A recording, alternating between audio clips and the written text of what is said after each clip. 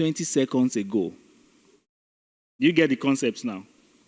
So there are some stars that you are looking at it how it was 10,000 years ago. So if the sun disappears now, you will not know until like 8 minutes. Are you getting the concept of light and how it travels? All right, so today you are going to have fun. You are going to learn about so many things. Today we have a very, very compact learning session.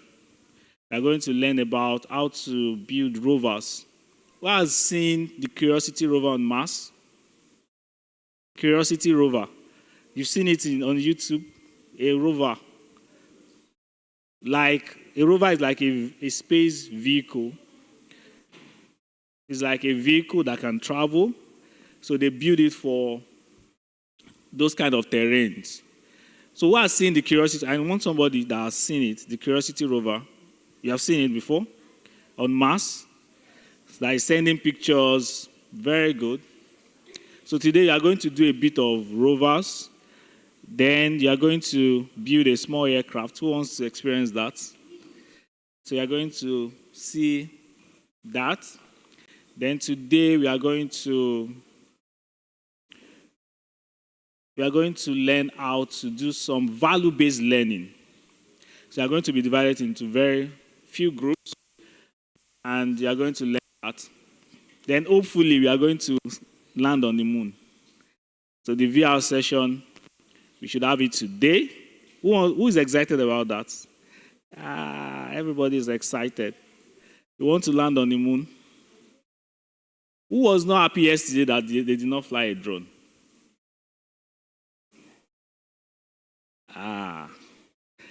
Don't worry, at least you will land on the moon today. Yes, and that is very, very exciting too. All right, so sit down. Make sure you obey all the ground rules. And I can assure you, if you have any question, there are so many people here that are in the space and climate industry that would answer you effectively. So after this boot camp, we are still going to be engaging you. So we have like a mentorship club. We want to be establishing it in some of your schools. So you tell your friends about Univast to be communicating with you to also engage them. And if you want to study anything aerospace and anything related to space and even climate, we have experts that can guide you in that field. Do you love that? So we are going to assign some of you into our Space Boot Club. To our space clubs in your schools. All right, so the next session is what? So the next session, we'll be asking you some questions like we did yesterday. You'll be getting some prizes. Who wants to win today? Okay, who did I promise a gift? Okay, I promised you a gift. Yes, so today you'll be winning lots of gifts and you'll be having a very nice time. So we don't have much time today. We have lots of activities. So you make sure you listen attentively. Follow the instructions. I don't want to be seeing anyone running about.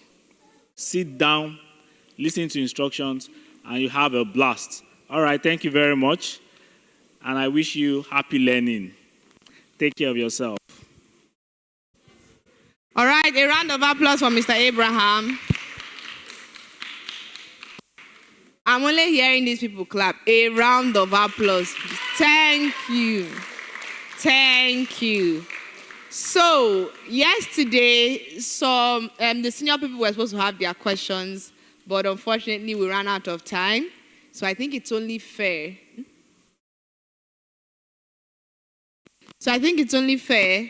That, we ask them their questions this morning, right? And as we'll be asking them their questions, all of you that came out yesterday, you know yourselves. I'm not going to, in fact, I remember the facilitator said that he said he knows your faces. So, yes, once again, there are going to be gifts for you. So let's see the people that, and just so you know, it's not going to be as simple as the younger one. If you think it's going to be as simple as that, I kid you not, you're not going to feel, but anywho, let's move on. So we will be calling Mr. Samuel to, come around and continue the question sessions, please. A round of applause for him. These people are not clapping. A round of applause. Thank you, thank you. All right, over to you, Samuel.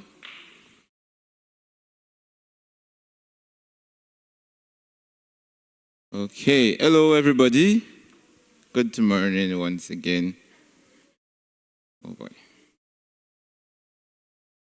So, don't worry, I didn't forget you guys. I'll pick you myself.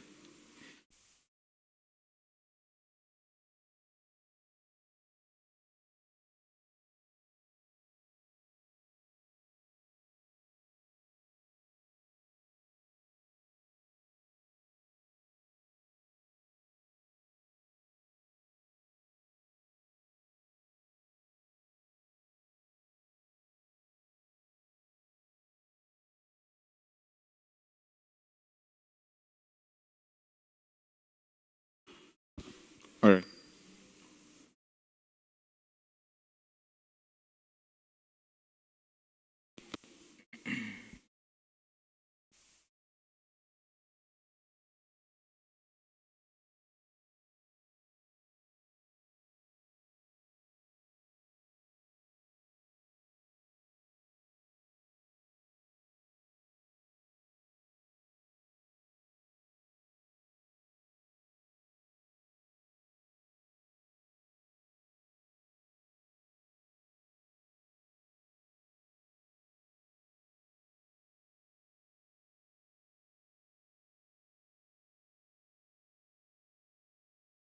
No, wait there now. Come here, please. Yeah. And come here. Thank you. A little bit. Okay. Can you please?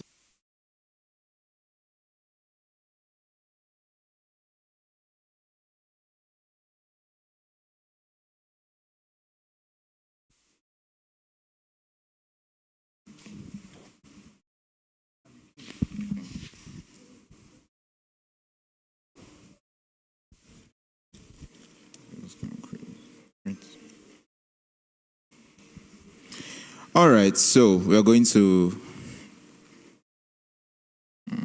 We should do start from. They say ladies first. You can actually see it from the screen. It's so small.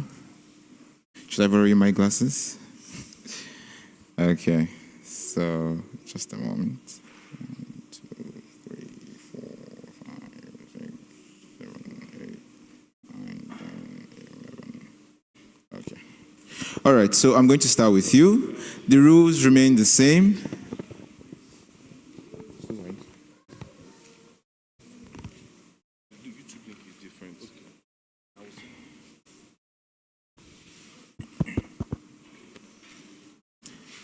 Not yet, please. Not yet, please. Nobody should turn. Oh, God. Hello. No.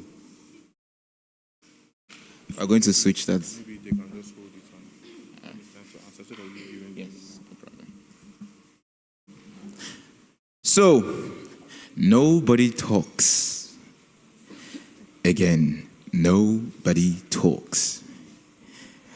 I spaced you a little bit from here. Did he adjust you? Okay, so. Yes, you have 15 seconds. Gabriel. Right. Okay, so you have 15 seconds to answer each question, and there are more like 2 rounds, right? So you have 15 seconds to answer each question.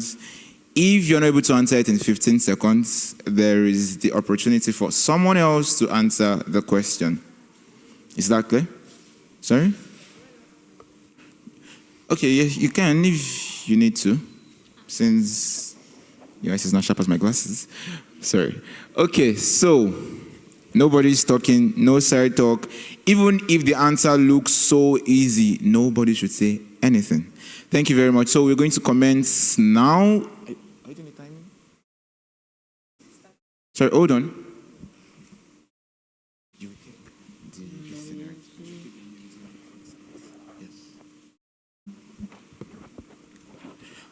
Okay, so what is your name? Daniel. The mic. Use the mic. What is your name? No, not the question first. Daniel.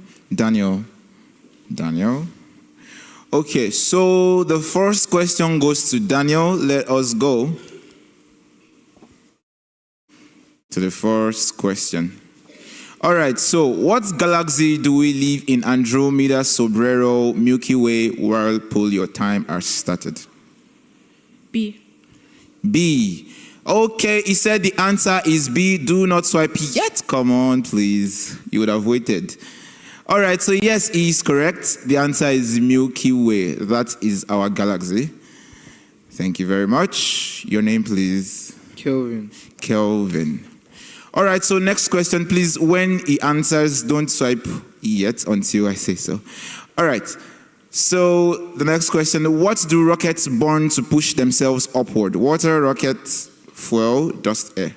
C. Rocket fuel. Rocket fuel, wow. Are you sure? Yes. Okay, let's go. It could have been water. It could have been air. It actually could have been rocket fuel. But then, let's see. What is the answer? If it is what we see, please let's swipe. The answer is what we see, which is rocket fuel. Thank you very much. All right, so the next question goes to Angela. Next question, please. All right, so what is the giant star at the center of our solar system? Is it the moon, the sun, Polaris, Jupiter? B, the sun. The sun. Are you sure it's not the moon? I mean, the moon lights us up. It's the sun. You're sure? Yeah. Okay, let us see what the answer is.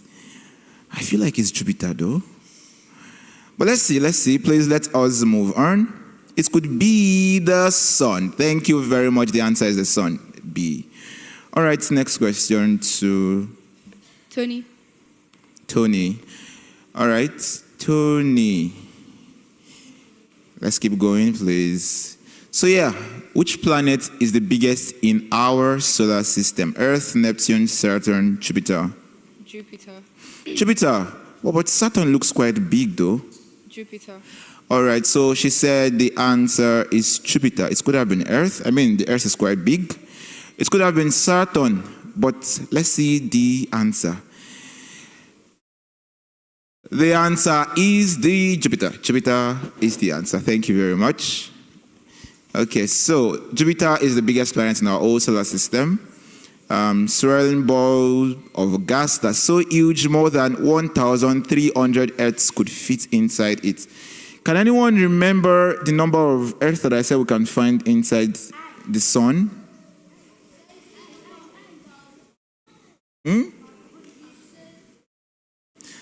No, it's more than that. 1 million. You are very close. 1.3 million. Yes, please. 1.3 million Earth inside the sun. Okay, let's move to the next question for Enshaw.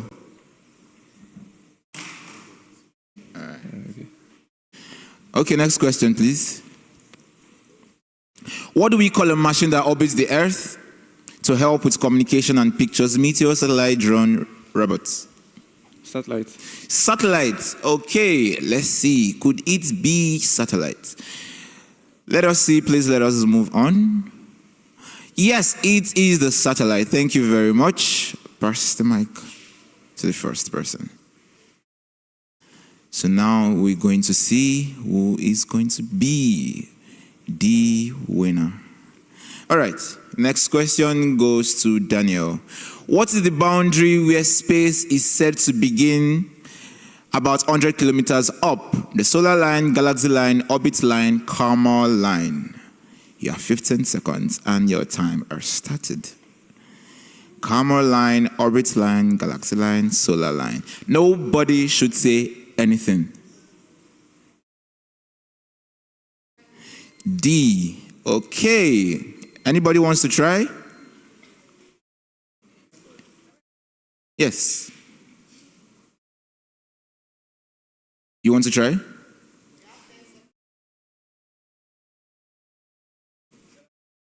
Galaxy line. Okay.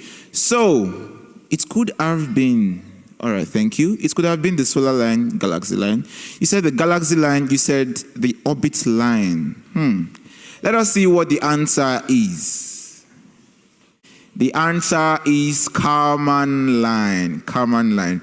So yes, Kármán line is like the official doorway to outer space. So just to correct something real quick for everyone, you might have been hearing space, space, space. The right way to say it is outer space. This is a space, right? But then we need something outer, so that is outer space. And actually, we start calling outer space 100 kilometers above the sea level. That is outer space. All right, next question to Kelvin. What tool do scientists use to study distant planets and stars? Microscope, camera, telescope, laser. Your time has already started.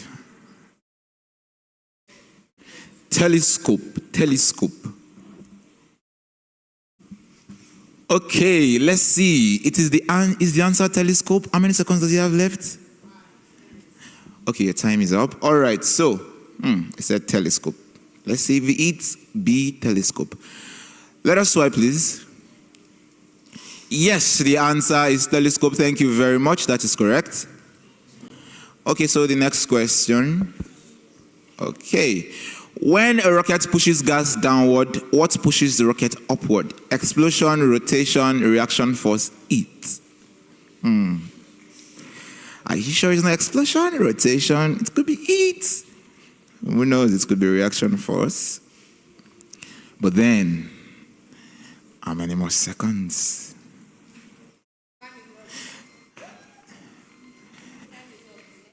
Okay. All right, so please, who wants to try? Let him try. Let him do that. Reaction force. Was she talking?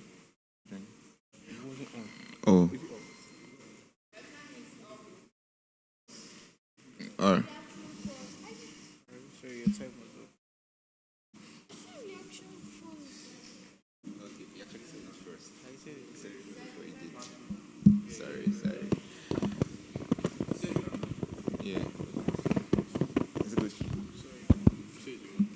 Reaction force.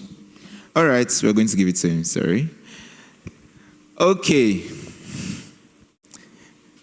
The next question, so, please. Okay, sorry. Let's see if we're right. Let's swipe, please. The answer, okay, B, reaction force. Reaction force. Thank you very much. And that goes to Daniel. All right, next question, please. What do we call the curved path a spacecraft follows around the Earth? Nobody should talk. Orbit. Sorry? Orbit. Orbit. Okay. Are you sure it's not a route? Orbit. All right, thank you. So, let us see what the answer is. Please, let's swipe. Thank you very much. The answer is orbit. Orbit, that is the path where spacecraft goes through. All right, next question, please. Okay. What reusable rocket booster created by SpaceX can land itself? Falcon 1, Dragon, Starship, Falcon 9 booster. Wow.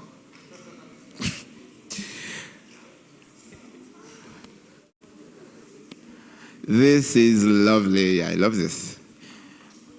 I don't know. Falcon 9 booster. Falcon 9 booster. Falcon 9 booster. Well, he said the answer already. Okay, so let us see the answer. Falcon 9 booster. Thank you very much. That was a very good attempt. Okay, so I'm coming, please.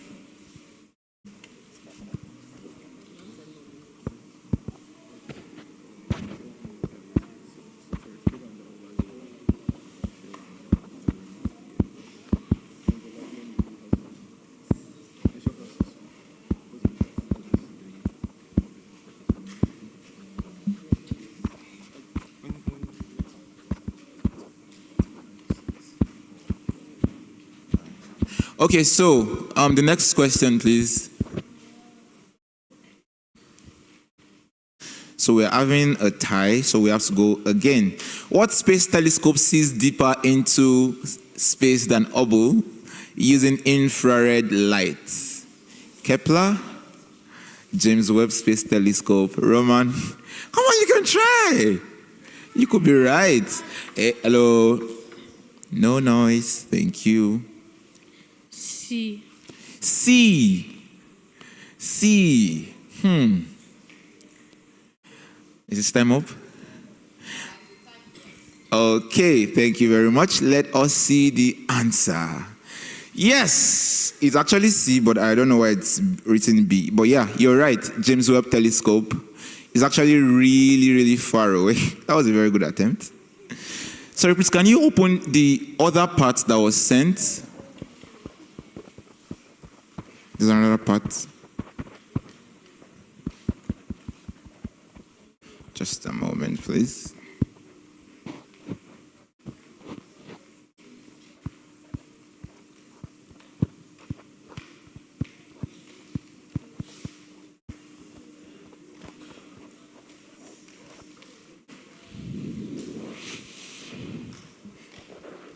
Let me just.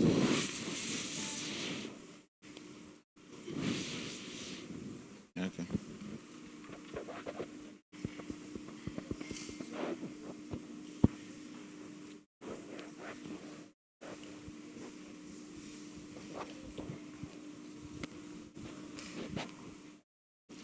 Sorry, just a moment. We must have a winner today.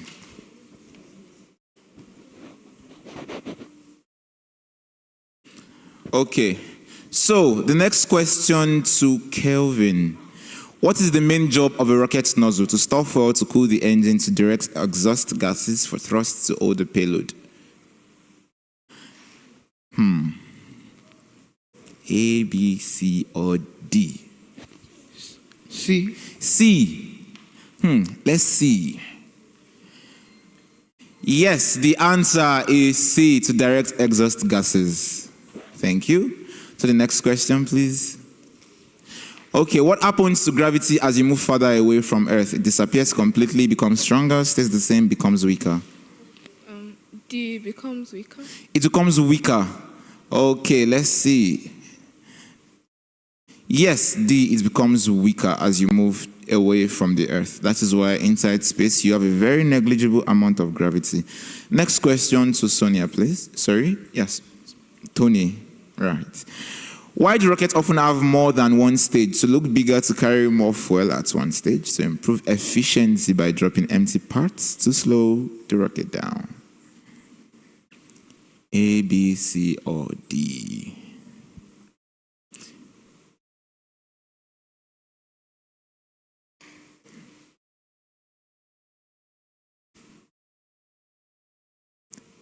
B.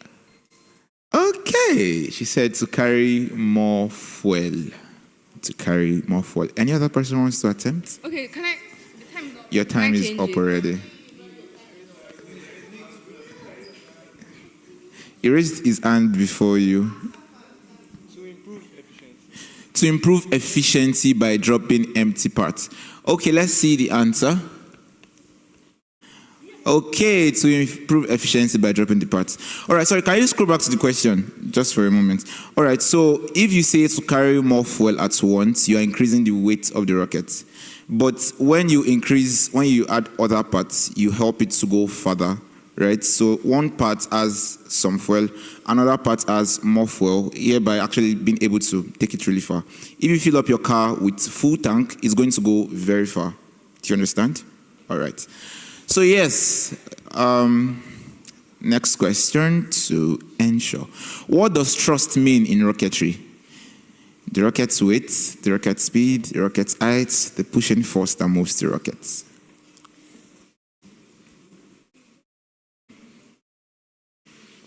The pushing force that moves the rocket. The pushing force that moves the rocket. Let's see. What is the answer? Yes, the pushing force that moves the rocket. Thank you very much.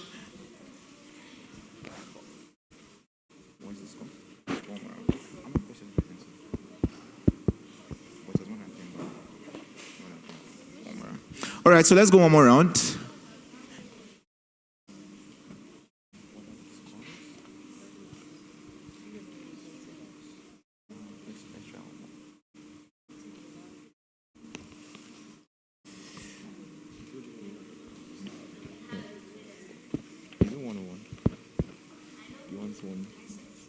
Okay. All right, so let's go one more round. Sorry, are you excited to go another round? Would you like to win? Are you sure you want to win? I mean, you can, they said, give it to the ladies, let them win it. Hello. You're not looking excited again, what's wrong? Okay, so the next question to Daniel. Why is space often described as a vacuum? It is very cold, it has no planet, it has very little or no air, it is dark. Okay, so your time has already started. C. C. Let us see if that is the answer. Okay, let's swipe, please. Yes, because it has very little air. Thank you very much. Next question, please. What keeps a satellite moving around Earth instead of falling straight down? Air resistance, fuel, a balance between gravity and forward speed, magnetism. C. All right. We'll see. Let's swipe, please. Thank you very much. That is C. Let me just explain something to you real quick. Have you guys done simple pendulum in school, like in physics? Okay, all right. You know, when you take like a thread, right, with a ball around it, and you keep doing it like this and like this, you know, it will keep going in that path until you stop, right? So basically, something is trying to hold it together. Thank you very much, because it's balancing between the gravity and the speed. Next question, please, to Angela. What is escape velocity? The speed needed to land on Earth. The speed needed to enter orbit. The speed needed to leave Earth's gravity. The speed of light. How many more seconds do I have? Just... Okay, who wants to try? Okay, he spoke first. Okay, the speed needed to leave Earth's gravity. Okay, so let's see. Wait, hold on. Let's hear from him. Do you want to talk to? Go on. The speed needed to enter orbit. The speed needed to enter orbit. Okay. Anybody else wants to try? All right. Okay, we're fine with 2. Thank you. Right, let's see what the answer is. The answer is C. The speed needed to leave Earth's gravity. The speed needed to leave. It's not the speed needed to. What was that again? Okay, all right. So basically, you want to escape the gravity of Earth. The force is trying to, you know, when you jump up, you fall down, right? But then you want to jump up and not fall down. That is basically why it needs to. That. All right, next question. Why are rocket engines tested on the ground before launch? I'm sorry your questions are like this, but then it's not my fault. That's the way the questions are arranged. So yeah, go on, please. B. B. To measure trust and safety to slowly. Okay, it could be. Yes, that is the answer. To measure trust and safety. And the last question. What type of energy is stored in rocket fuel? Nuclear energy. Nuclear energy.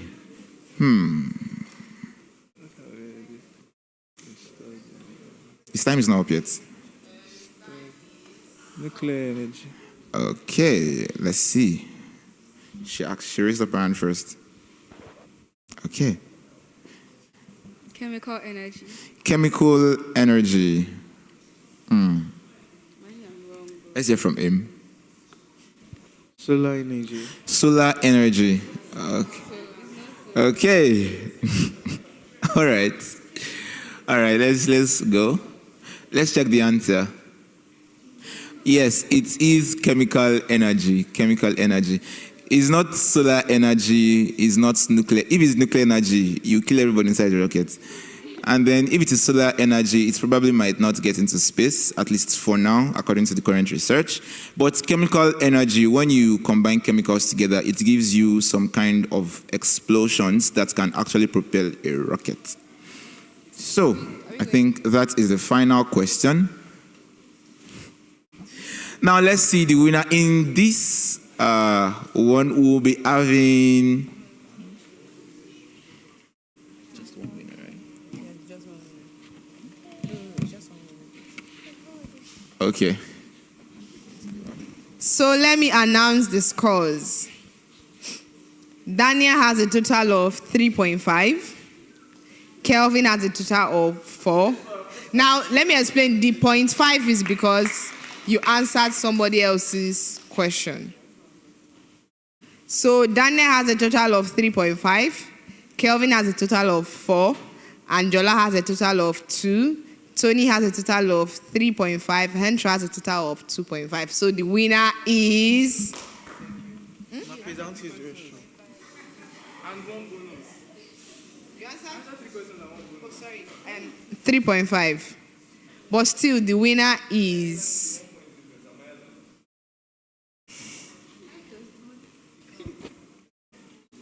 Wow, our winner just ran out to go and use the toilet.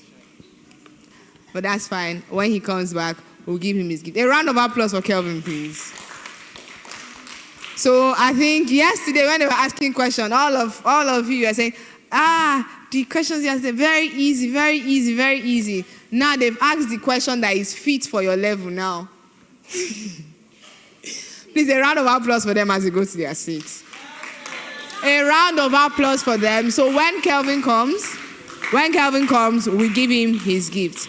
But nonetheless, we're going to have the next speaker joining us very soon. I think you can see who he is. I'll just read his bio, then I'll invite Mr. Abraham to help us welcome him. He'll be joining us virtually. So I would read this. We can all see it. I'm going to... Okay, don't worry, go. So I think, as I'm standing here, people are coming to tell me, oh, you want to use the restroom, which is beautiful. But if you see at the back, you're seeing the Univast team members right there at the back. So if you want to ease yourself, you can either walk up to them at the back or walk up to any of the team members here and request for permission instead of walking up to the person on stage. Is that clear, please? Is that clear, please? Thank you very much. So I'm just going to read the bio of our speaker, and afterwards, I would invite Mr. Abraham to officially welcome him, please. So his name is Mr. Ronald Ajiboye. So he has served in diverse executive leadership roles with over 12 years of experience in local and international cross-functional engagements, cutting across FMCG, production, aircraft design, project management, business development, strategy and data analytics, engineering, modeling, simulation, media, education, and consulting. He has a track record of successfully delivering full life cycle implementation as a pioneer, promoter, and pioneer director of Dogan Sugar Limited, a multinational corporation with over $38.4 million assets value as at the time. Ronald is presently sitting on the board of 2 multinational organizations, and he speaks Ukrainian, Russian, English, and French. He was nominated as most influential black person in Ukraine in 2023 by Elite, and he's also a recipient of the Leadership Award. Ronald, as an entrepreneur, is the founder of Auto Drone, STEM Garage Africa, and he's also the program director at the Next Titan, Nigeria's biggest reality show. So please, Mr. Abraham will come do the official introduction of him, or welcoming him in, and then we have Mr. Ronald join us, please. A round of applause for Mr. Abraham. All right. So the next speaker, I want you to listen attentively to what he's going to tell you. Number one is that he's a Nigerian like you, He studied aerospace engineering in Ukraine, and he will be able to answer all your questions. He's the CEO of the company that made the first human droid in Africa. Human droid. Have you heard of any human droids like Sophia? Okay, so it's like a machine that looks like human, a robot. So it can have an identity. So Ronald is also the CEO of STEM Garage Africa, a very big organization that helps young people in STEM and also in sciences. So please ask questions. If you want to study anything in aerospace, if you want to study anything related to this field, he's the man. He built, even the drones that he did yesterday, he has a company, Auto Drones, that he built drones. You get to ask lots of questions. So Ronald will be up next. I'll give him a round of applause. All right, please go ahead, Mr. Ronald.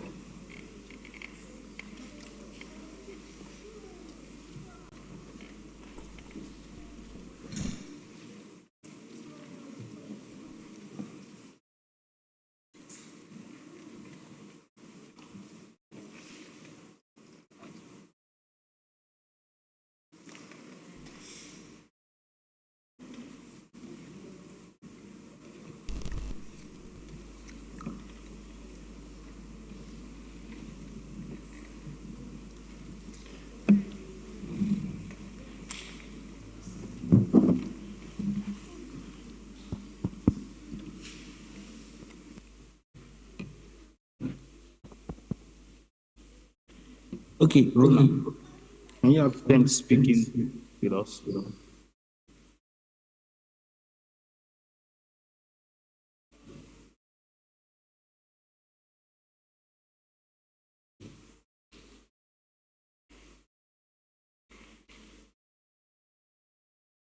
Oh, okay, great. Can you confirm you can hear me and see me? Yes, please. Great. Good morning, everyone. First, I want to appreciate the convener of this great initiative. I'm a very good friend, Mr. Abraham Babarinde. And of course, maybe for people that don't know, we usually have an alias name for him, where we call him Abraham the Poet. But I'm here to ask him, what is the origination of the name? If he was a poet in the first life. This meeting is being recorded. But he's a fantastic person that I really respect, and especially given his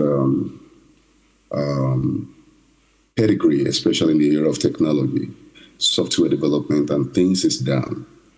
Part of his project I may not be able to mention, especially because it's bounded by confidentiality. But of course, he's a very great man that I respect, and then very diligent in work. And then I'm very, very happy to be associated with this initiative this morning. And also I want to appreciate every of the organizing team. You guys have made it a success, and I appreciate you for bringing me on board. And then lastly, to the audience out there, I hope this session is going to be a great one. I'll try as much as possible to be a good storyteller. And I'll try as much as possible to also be. So what we're just going to be having today is just going to be a juxtapose. Well, if you already have a very huge and high expectation of me trying to go theoretical and then to speak about, I guess, what I'm meant to speak about is my journey into aerospace and STEM. And that's exactly what I'm going to do today. So again, I want to appreciate the organizers for bringing me on board. And then I start talking now. So my name is Ronald Ajiboye. Coincidentally, some of you guys might already know me. Yes, those introductions were right. I founded the first indigenous drone manufacturing firm in Nigeria, which is Macronad Auto Drone Center Limited. And at the time, we built, the first biggest quadcopter that was indigenously built in Nigeria, which is about 8 kg payload capacity. And it was made for the president of Nigeria. We call it campaign drone. And the serial number was MCR001 campaign. So, but it was a multi-purpose drone that after you take off the payload, you can actually put another payload, maybe for reconnaissance, maybe for real data gathering, maybe for, and then we also use it for a UNICEF project at the time. A bit about my background. I was lucky to have a grade of 4.5 over 5.0 at the university. Graduated as an aerospace engineer from the National Aerospace University. And then I did an advanced degree together with Abraham there. That's in industrial and production engineering. I specialized in engineering management. In 2019, I had started a PhD in Russia as well. But given the situation of the world, I started in AI, unmanned aerial system, and data science. But given the whole situation, that I had to pause or to stop it, which is in my support of the notion that I do not support or didn't support the war that was going on with Russia and Ukraine at the time. Regarding my work, I've had cross-functional, cross-sectoral exposure at local and international spaces. As a senior level management, as a senior executive, from FMCG sector down to education sector. I was also a lecturer at the Kwara State University, a pioneer lecturer in the department, faculty, and the coordinator of engineering research for about 7 years. The Department of Aeronautics and Astronautics, Kwara State University, College of Engineering and Technology. I was teaching a couple of courses like aerodynamics, thermofluid mechanics, thermodynamics, propulsion and power systems, orbital mechanics. I taught a bit about engineering mathematics, but I was big in propulsion simulation models, and I developed a couple of models. Some of them you may not understand, but you'll get to understand much later. I developed model around quantitative model to validate qualitative model. For pre-flight check, I've done the waiting line, solving waiting line using queuing theory, simulation model. I've supervised a couple of projects. And part of what I've also done is to lead the team. I would say I didn't do that, but I led the team. The team did it. Maybe I only made more sense as a leader to be able to guide them right. But we did it together. We built the first humanoid robot in Africa. And of course, part of other projects we've done or we initiated was the 24 hours solar battery powered ultra long endurance UAV, that is a glider. A glider, there are different kind of drones. So let's go into aerospace and a bit about my journey. So what we're going to be doing is, I'll tell you a bit about my journey into it. And I'll also tell you a bit about aerospace generally in Africa, in Nigeria, and we'll also talk a bit about robotics, AI, and drone. So drone is like a robot as well. You can call a drone a robot. A robot is a bot. It can be in various forms. It can be in the digital form. It can be in the hardware form. And it can even be in the bio, digital, and semi-hardware form. And that one is an advanced robot where you're using some sort of advanced bioelastomers to create some sort of gelatinous bots that is still like robots. If you already know this liquid called mercury, mercury does not wet glass. That's one of the properties. And the mercury has another properties that allows them to attract. They have a strong affinity. I cannot remember chemically what kind of bond, either covalent or ionic or electrovalent. But they have, and I don't know if it's a function of that, but what I know is that if you pour a mercury here and you pour another one there, they try to find themselves to join. That's the kind of robot I was talking about. So it's like it's a new type of robot that is in research. But the conventional ones we know are in the digital form and in the non-digital form. So if it's in the digital form, it is intangible. And when it's in the digital form, it is tangible, meaning you can hold it. Tangibility is a function of the hardware that you can hold, hardware.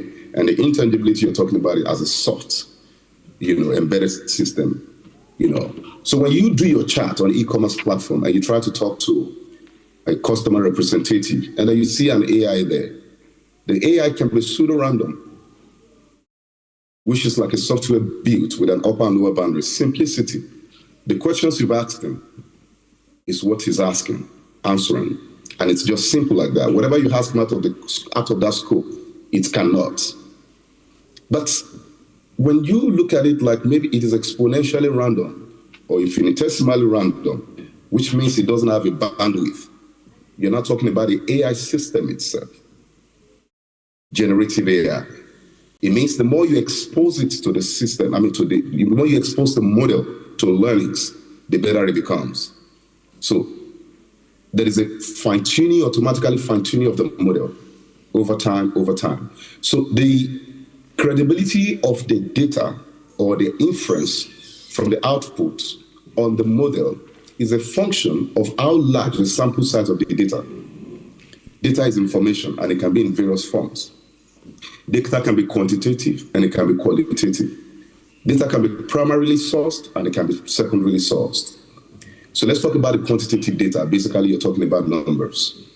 Qualitative, you're talking about the letters. But data can also be in advanced form. It can be in sound. Yes, data can be in sound. So data may not just be limited to that. So we can just say data is called information. That's a better way to represent it. Now, the data processing guidelines or the framework start from the collation of it. You gather them, then you eventually analyze them. When you analyze them, you validate them, because how do you validate that those data are credible? And credibility, so when you want to, there are various validation benchmarking processes, in the advanced form, in the simple form.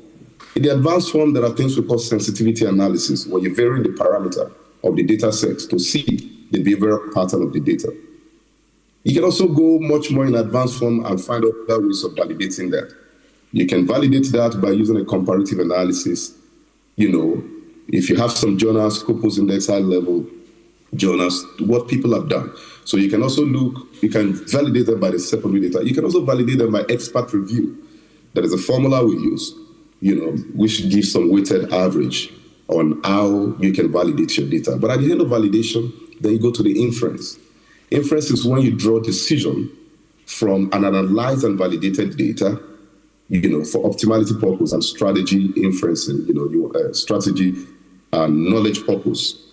And that is the life cycle of data operations.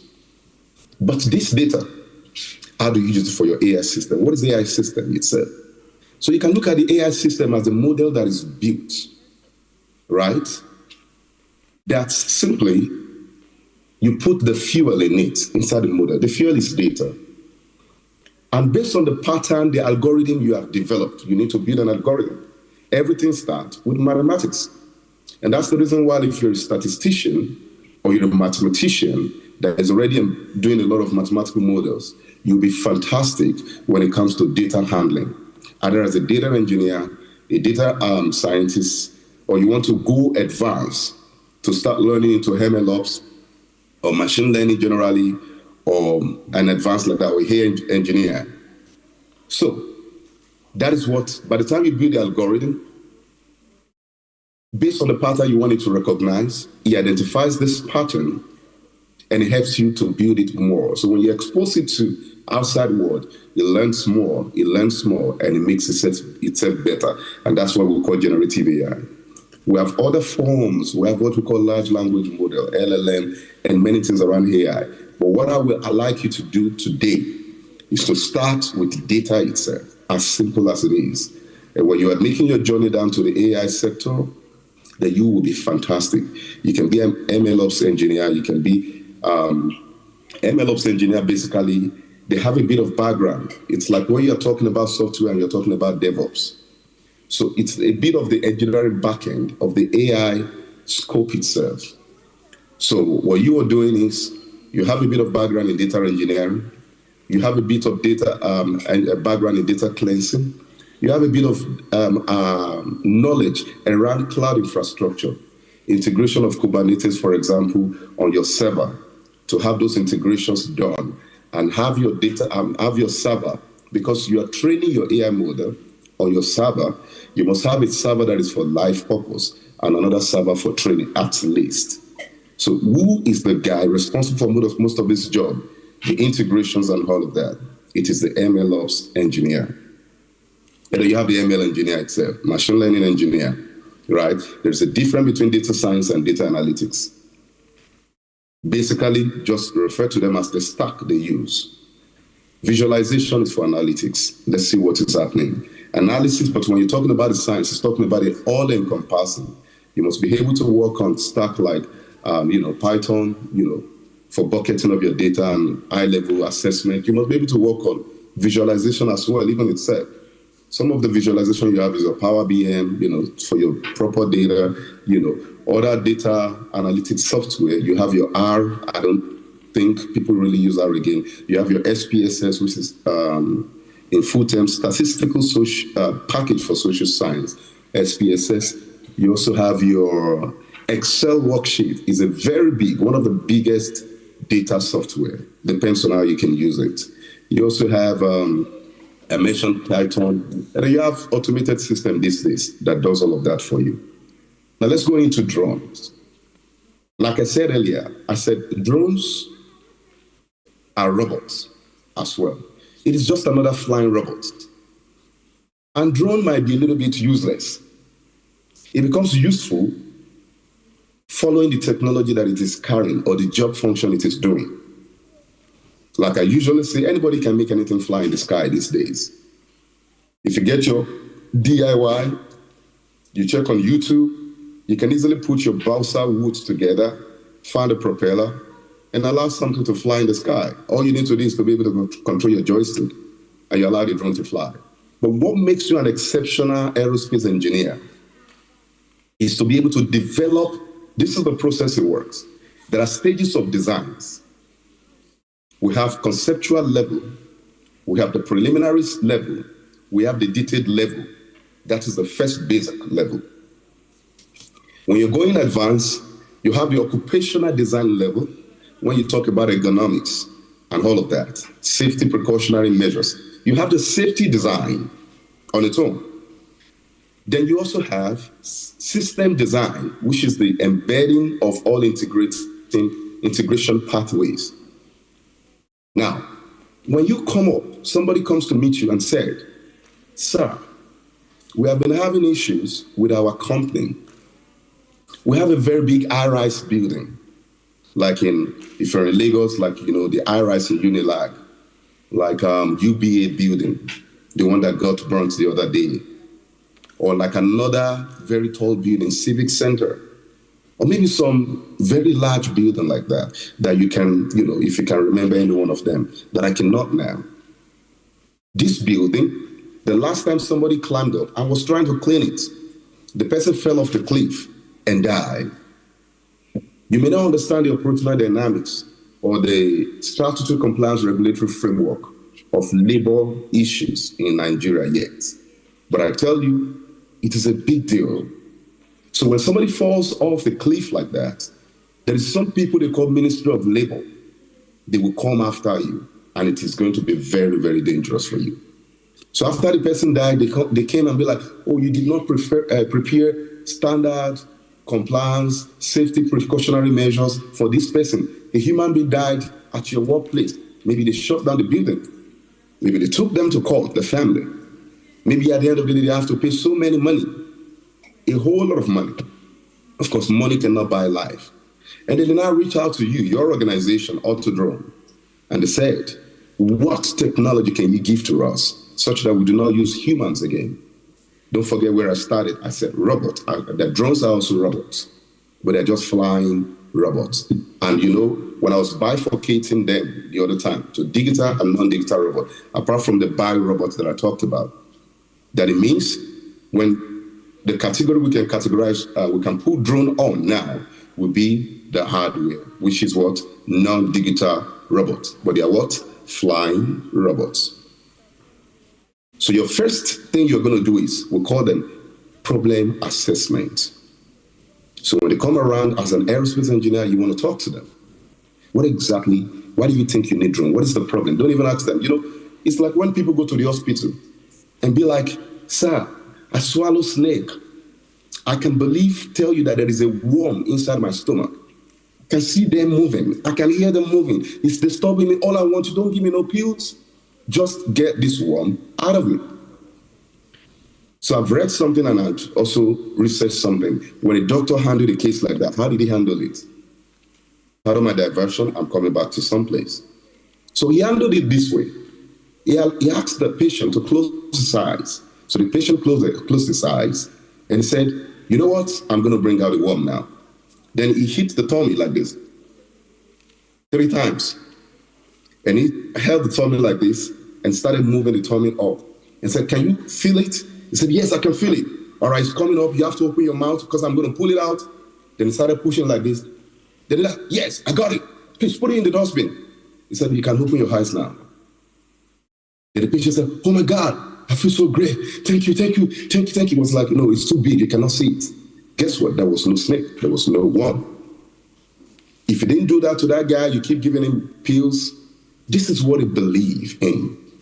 And one of my popular saying is that you cannot make a man understand something if his salary depends on not understanding it. So he believed in this, and that's what worked for him. So the doctor had to follow through. So some people will come to your organization and tell you, we need a drone that can go up here, fly under the water. When we put a sensor like this, we press a remote, it just flies from inside the room and go to another kitchen. And the next thing, he sees traffic, he just avoid that run and call my name and say, oh, Akeem, I'm here. Then you will laugh. Anything is possible via technology. That's how we believe. But in reality, it is not exactly like that. So when your people come around, your clients come around, they can make it look like you just need to listen. And that is the time we'll do the problem assessment. So you now listen to them carefully. What is the problem? Somebody died the last time when we were trying to clean our, RS building, and it fell off the cliff and the labor people come, and then we don't want this to happen again. Can you build us a drone that can do this function? However, these are the features we would like to. We want it to be automated. We don't want anybody to even operate it because we do not have a pilot. We also want to make sure that this drone can be able to because we want a very big reservoir. Our building is very big. Whatever liquid that it will be carrying to wash the building, we want it to be able to carry at least 10 kg payload capacity. We also want it to be able to work at night. We don't know if your drone is going to be having a night vision. Because day vision is different. Night vision is different. Keep all of these features that I'm talking about because I might call you back to ask you some few questions. If you're talking about the vision, like human eyes, what gives eyes on technology? Randomly, I want you to rhetorically speak it out. What gives technology or devices vision? What do they use to see? Cameras, right? Fantastic, you got it right. Cameras. But the cameras, some of them work at night, some of them don't work at night. So one of the features they said is, we want the drone to be able to work at night, meaning you're going to be considering night vision. If it's already working at night, then once they've designed this, they've told you what they want, you now want to go to the site location itself to inspect it. What do you want to go look for? How tall is the building? What are the trees around? How tall are they? Is there any mast, maybe MTN mast around, that can cause frequency jamming or frequency interpolation or frequency interference? You look at that. So when you go to the site, then you look at what is the operational, what do they have, capacity. You check all of that before you even go to your design stage. Don't forget those things that I said. They said they want features, they want it to be able to fly at night, meaning you need an obstacle avoidance sensor, you need a return home policy, you need a high kg payload capacity up to 8 kg, which is equivalent to the weight of 2 newborn babies that are very big. So you can relate how big 8 kg is. Then when you have all of these features together, neglect whatever they say, you just need information from them. This information are the things you're converting into technical data and tactical data analysis as an engineer. And that becomes the base requirement for developing the first stage, which I call conceptual stage of design. What do you do at the conceptual stage of design? You get a tactical data and see how it makes sense. Basically, that's what you do. How do you know it makes sense? You do comparative analysis, and the best approach of design generally is the moment they've told you, let's say you want to develop an aircraft, information you need on them is payload capacity, endurance, and range. Endurance is how long can a drone or aircraft, a drone is an aircraft, so I will use aircraft most of the time. How long can an aircraft stay in air? Range is how far can the communication protocols be connected in terms of longitudinal, or let's say horizontal distance now. While vertical distance is what you're looking at it maybe from the angle in terms of vertical distance is the service ceiling, right? Service ceiling is in terms of altitude, how high. So because you can characterize drone by in the following categories. One, in terms of the payload, if they say, oh, what kind of drone it is, you'll be like, oh, it's a heavyweight drone because of the payload. Drones lower than 5 kg down to like, let's say 5 kg. Then drones from 5 kg down to like maybe 10 kg and 10 kg above. Mid-light, heavyweight, and lightweight. You can categorize them in terms of their aerodynamic properties, which is the shape.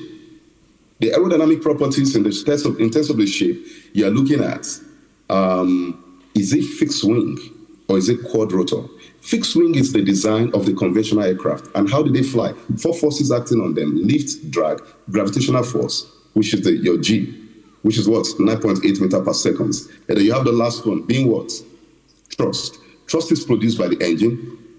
Lift is produced by the pressure differential across the wing, which around the vortices that is being created around the wings. For what? For only fixed wing aircraft. Fixed wing aircraft are the ones that fly like a bird, your normal kind of aircraft. Every other design are not fixed wing. So the other designs we are calling quad rotors. So quad rotors meaning multi-rotors, different amount of motors that are on the drones. So it can be hexacopter, it can be octacopter, it can be octacopter. Depending on the amount of motors on them, which is attached to the propellers, is what will inform the name when it comes to multi-rotors design. In terms of their stability, multi-rotors design, you would definitely expect that it will have higher drags. What is drag? I give us the 4 forces acting on the aircraft. Drag pulls the aircraft back. Thrust push it forward. Lift takes it high, and the gravitational pulls it down. 4 forces acting in balance. Without these forces, there is no stability in aircraft. One must be a counter force for progression, and the other one must be another force for retardation. Don't forget, the opposite of acceleration is what? Retardation. So your A becomes in the negative. Look at it from that angle. One force pointing forward, another force pointing downward, one pointing to the back, and one pointing to the front. Thrust generated by the engine. And how does an aircraft fly? How does drone fly? If it is a fixed wing, there are different kind of ones. There are ones we call vertical takeoff and landing. There are ones that have short distance takeoff and landing. There are ones that just take off. So the VTOL, which is the vertical takeoff and landing, your quadcopter is an example. It takes off like this. The way they work in a helicopter is different. The way they work in a super jet, fighter jet is different. The way they work in drones is different. So the flight dynamics are different. In drones, you basically use propellers. In most drones, we're using what? Battery, which is lipo or lithium ions, depending on amps, which is measured in amps. It can also be a hybrid system, whereby you have your battery together with your maybe IC, internal combustion engines, or you can have other ways. You can even have solar integration, like the one I said I built, which is a glider. A glider will just keep gliding like this. It is very light, and it will have AI system. If you can put AI on your drone to measure some sort of atmospheric data and see optimization pathway in that, it means it can fly into tailwind. It can measure that. That is AI system, which is similar to your autopilot. And lastly, don't forget your autopilot. There's a whole lot you can learn in one day. Your autopilot is not responsible to help you navigate a precise course in terms of your flight mission. Rather, it relieves the pilot of a longer course because you're flying for too long. So that's the primary goal of it. I won't be able to go too deep, but my story is dynamic and I'm supposed to motivate you. I didn't know I was going to be an aerospace engineer. I'd always liked aircraft. Back then when I was in primary school, my other colleagues had gone for excursion in Ilorin Airport. Ilorin Airport is one of the oldest. And they all went. My dad could have given me the money, although we didn't have much. I wasn't born with a silver spoon, maybe like some of you guys. So I didn't go for the excursion because I didn't tell my dad I didn't want him to be concerned. I didn't want him to struggle for money. And then every other person went. And I told myself that day, you see this aircraft? If I cannot go and attend, I will be able to build one someday. So that stuck into my memory. And I said, I'm going to build aircraft. Even when they tried to push me, I got medicine admission. I did not go for it. I said, I want to go. And the irony of it is that I don't even like heights. So I can't be a pilot. I don't like flying. But of course, today, I'm a successful aerospace engineer. I'm not practicing as somebody that flies or somebody that repairs aircraft. I practice as somebody that does high-level research when it comes to like optimization pathway in the entire aerospace industry, down to rockets, down to combustion engine, propulsion and power system, thermal fluid, and all of that. But I'm majorly now into drones, AI, robotics, in the deep tech space. So you can be that person, you can be greater than that person. Try to check one of my YouTube interviews on BBC and the one on Venture Valley. And if you do, maybe something will motivate you about me, because this guy speaking this English this time right now, I was terrible. I was the most terrible. I didn't even understand shit. Pardon my French. I didn't understand anything. No English. And among the blind, one hype man was the king. I was still the best in class, in the class of non-entities. And I repeated from primary 5 to primary 4, from primary 4 to primary 3, from primary 3 to primary 2. And when I got to primary 2, my dad just said, please just leave him there. Let him just start all over again. He just believed in me. And that same school where I was the tallest in class. The only position that I can carry is the best fighter, the warrior in class. I can beat anybody. And someday I rewrote my story myself because of one word that my proprietress told me. When they gave me the school uniform, it's a model school. It was already made. And they asked, are you happy with the uniform we've given to you? I didn't understand what happiness means or what it meant then. So I smiled, then I frowned. And the woman said, that's in Yoruba. In English, it means maybe he doesn't even understand English. So I told myself, this English they said I didn't understand, I'll make sure I speak it best in this school. And guess what? I represented my school in English and my local government. I represented in state government. And I was supposed to represent Nigeria, but they couldn't process our visa. We were supposed to read some 3 books, and I didn't even like art class. So I've given you 2 reasons for you to understand that whoever you want to be, you can be that person. Because I've not always been smart from small. Maybe I would have been, but because of the environment that I was. But regardless of what, the fact remains that at the point I was dumb, and I was the dumbest. And at the point I was the best. Because that primary school, I left not being the dumb anymore. I was the assistant senior prefect. I was getting all that kind of awards. I think the limitation that didn't make me become the best was they knew my story. And they just couldn't oh my God, we can't believe that, this guy had already. But I was. And I went to my secondary school with the same energy. And in my WAHEC results, I had about 7 distinctions. We call distinctions both A and B. So that's how to validate. That's how to tell them the situation that, you know what, I can be the best person because I know I'm smart. And that's the confidence. That's what gives you bragging rights wherever you go. If you are smart, you are smart. Nobody can take that away from you. So today, guys, better be smart. Choose smartness. And I wish you all the best. Question time. I want to make it brief because I have a lot to talk about. So I will leave it to the moderator to ask questions for people that have questions to ask. Thank you. Thank you very much, Engineer Ronald Ajiboye. We are so grateful for that. Okay, so basically he has spoken about a lot today.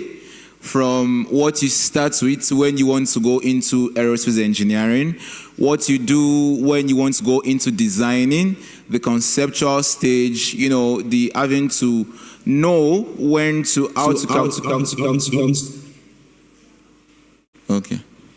All right, so he talked about the night vision, he talked about the thrust, the drag, the weight, the lift. That's different forces of an aircraft or a drone, whichever one. He spoke about the type of takeoff, stability of an aircraft, and all those things. So based on all these things that you've been taught in this session, does anybody have a question for Engineer Ronald? Anybody? Okay.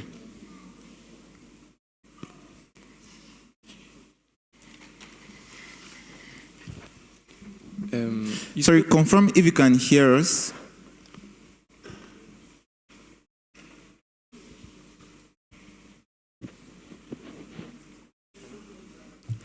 Can you hear us? Yes. Okay, Yes. you spoke about robotics, yeah. So is there any starters routine that we can do by ourselves, like DIY? Do you get my question, sir? Yeah, if I get it right, if there are starters pack Yeah, exactly. for DIY in robotics, is it in robotics or in general deep tech? Basically robotics.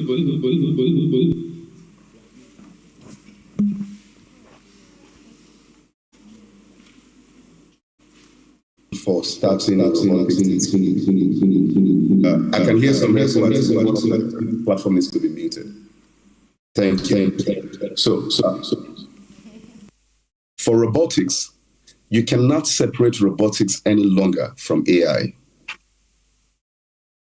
Both of them are fueled by data. As a matter of fact, AI system for robotics is now the biggest space. So I would say, don't go in the mechatronics angle of just wanting to do embedded system, try to do some bit of automation and do your coding to allow system automations. Rather, I would like to advise you to start from getting to understand how data works. So that, because for your robotic system, the subsystems include controls. The controls are very, very advanced because we are talking about fuzzy logic, you're talking about the Markov, and so many other controls. And for your controls that are noises, you need to understand the filtering system, which is advanced technology, advanced engineering. Because your filters, we're also talking about advanced modeling. Also in robotics, there are also optimization pathways. It is another advanced one. Depending on how your data is, your data distribution, which can either be exponential, which can either be linear or non-linear. There are other forms of data, Poisson, alluvial, binomial. Those are in terms of the distribution. But I'm talking about that. Then you also have another part for your integrated car designs, which is the design. When you're talking about your mechanics now in engineering, you have the truss combination for support systems. So you're talking about more or less like your load carrying structure. Designing, it's the design interface. So your designing doesn't just for your CAD integration design, your Autodesk, not just that, or your SolidWorks, no. We're talking about calculation that informs that. So it's talking about mechanics of material. So you're talking about materials. And the material formation also comes into that space. In most cases these days, depending on the part that you are using, you can use some biomaterials like elastomers, polymers, resins, and there are also areas of composite material like your carbon fiber and glass fibers. There are limitations in this regard too. And lastly, so you are now talking about the electronics of it. Your embedded system, circuit design. It is a whole lot. You can be a generalist, but it will take you to understand, first of all, the background. So the starter spark for me will be take you from the preliminary fundamentals of, maybe get some book around fundamentals of robotics, or fundamentals of robots, and understand how the fundamental. Make sure you do not skip the preliminary, please.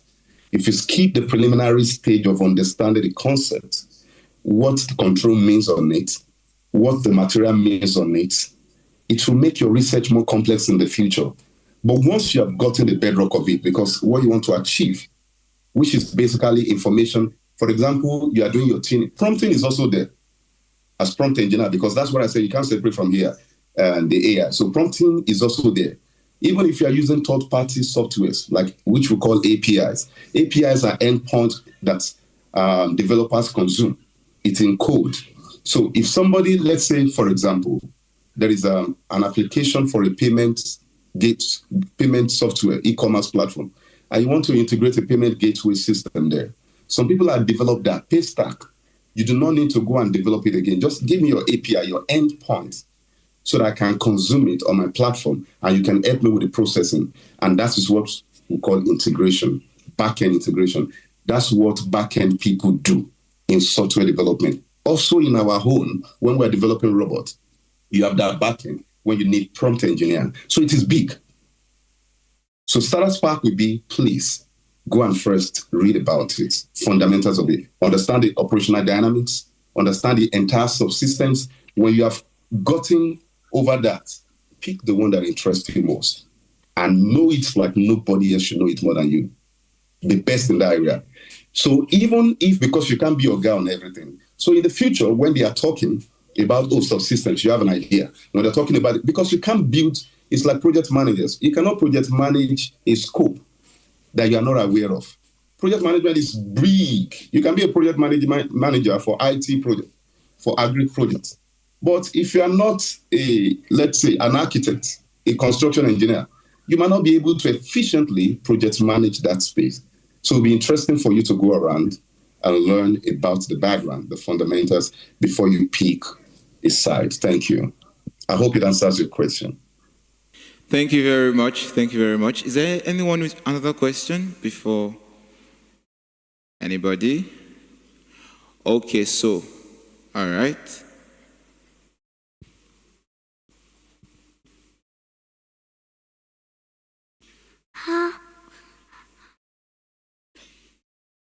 How does a planet roll? Okay, he said, how does a planet roll?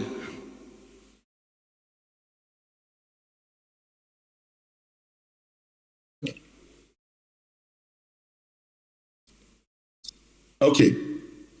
Can you hear me? How does the planet roll? Yes.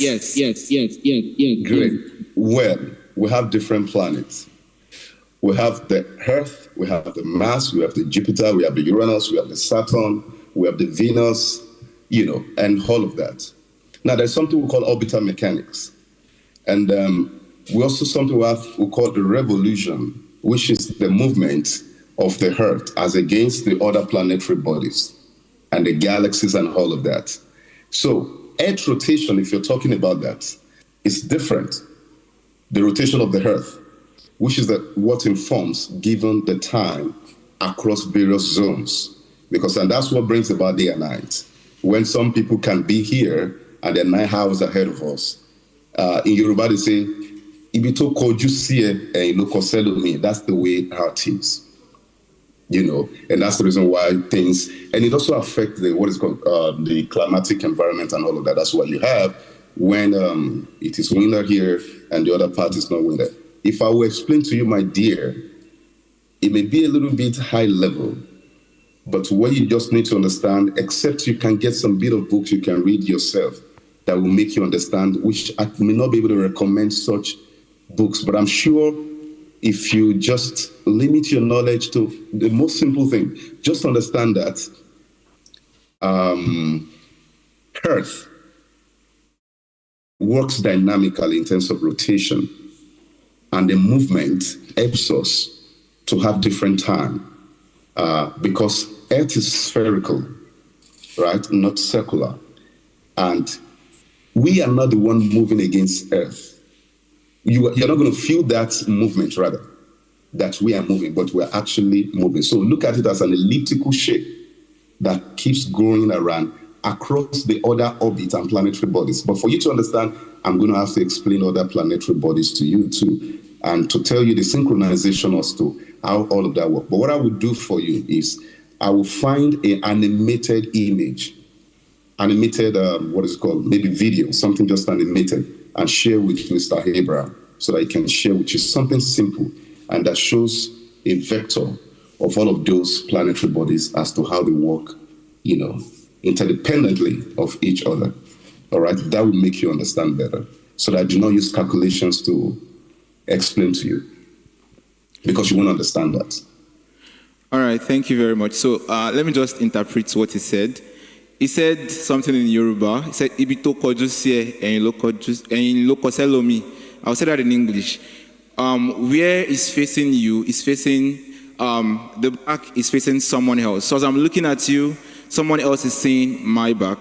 But as I'm looking at this side, you are seeing my back, and another person is seeing my front, right? Do you understand? Thank you very much. All right, so that is it. Okay, so I'm going to ask you guys one question.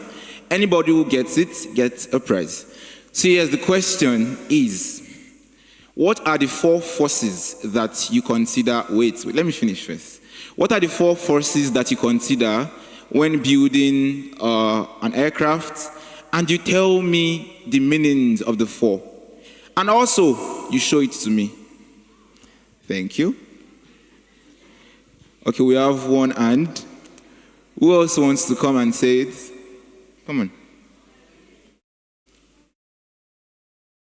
Nobody wants to try from that side. All these big men at the back. Come on, what is going on? Okay, come on. Come on. Yes.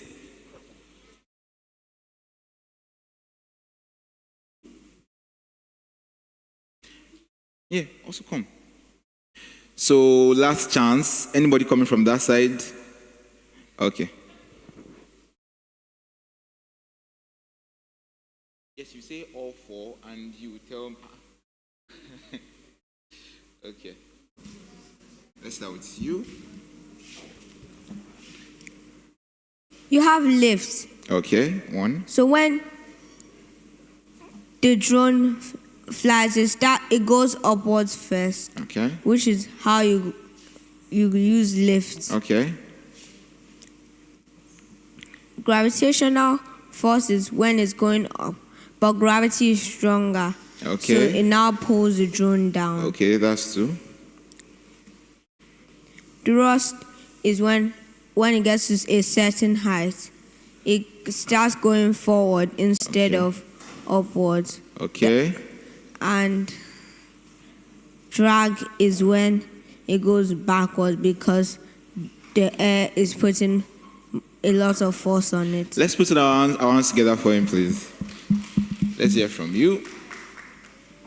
So for you are going to demonstrate it. He has said it, you demonstrate it. Thank you, to be fair. All right, so the 4 forces that an aircraft experiences are lift. So lift takes the aircraft high, this way. Okay. And then... I mean, it could take it this way too. No, this way. Go on, please. High, it takes it high, based on altitude, because you mentioned height. Okay. And then gravitational force takes it back, takes it down, forgive me. It takes it down, because based on gravity, the law of gravity says that anything that goes up must surely come down. Okay. So as lift takes it high, gravitational force brings it down, okay. And drag moves it backwards, and finally thrust moves it forward. All right, so show me thrust. Thrust is going to be this way. It's going to move this way because it's forward. But that is backward. You're doing your hand to the back. Are you sure? You're doing your hand like this. Oh, forgive me. Forward. Forgive me. Okay. Forward. And then drag is going to be backward. Okay. Then gravitational force is going to be downward. Okay. And lift is going to be high up. Thank you very much. Let's put our hands together for her, please. Thank you so much. Oh, you want to try? This is Okay. Can you face them? This is the aircract? Aircraft. Okay. And this is the drag force. Okay. This is the force Lift force. The thrust. This is. Okay, go on. This is a. This is a. The lift. Lift force. Yes, the lift. And then the last one. Gravity force. Thank you very much. Let's dance together for him. That's great. All right, thank you guys. We are moving on to the next session, please. Okay, a round of applause for everyone, please. A round of applause for ourselves, for Mr. Ajiboye. Thank you so much. So we have our guest speakers here and our other partners. Thank you so much for joining us. But very quickly, they've actually been sitting for a little while, so we want to give them 10 minutes break, please, so that you can eat your snacks. And please, for all of us that are with our laptops, we have our rovers, the persons, our partners for rovers, they're at the back. So please, your laptops, you're going to take it to them. They're going to install the software that you're going to use to work. So if you're with your laptop, it's your break time, eat your snack. If you're with your laptop, a single file, you just take it to the bag there. So we install the software that you need. A single file, the rest of us, please go ahead and eat our snacks.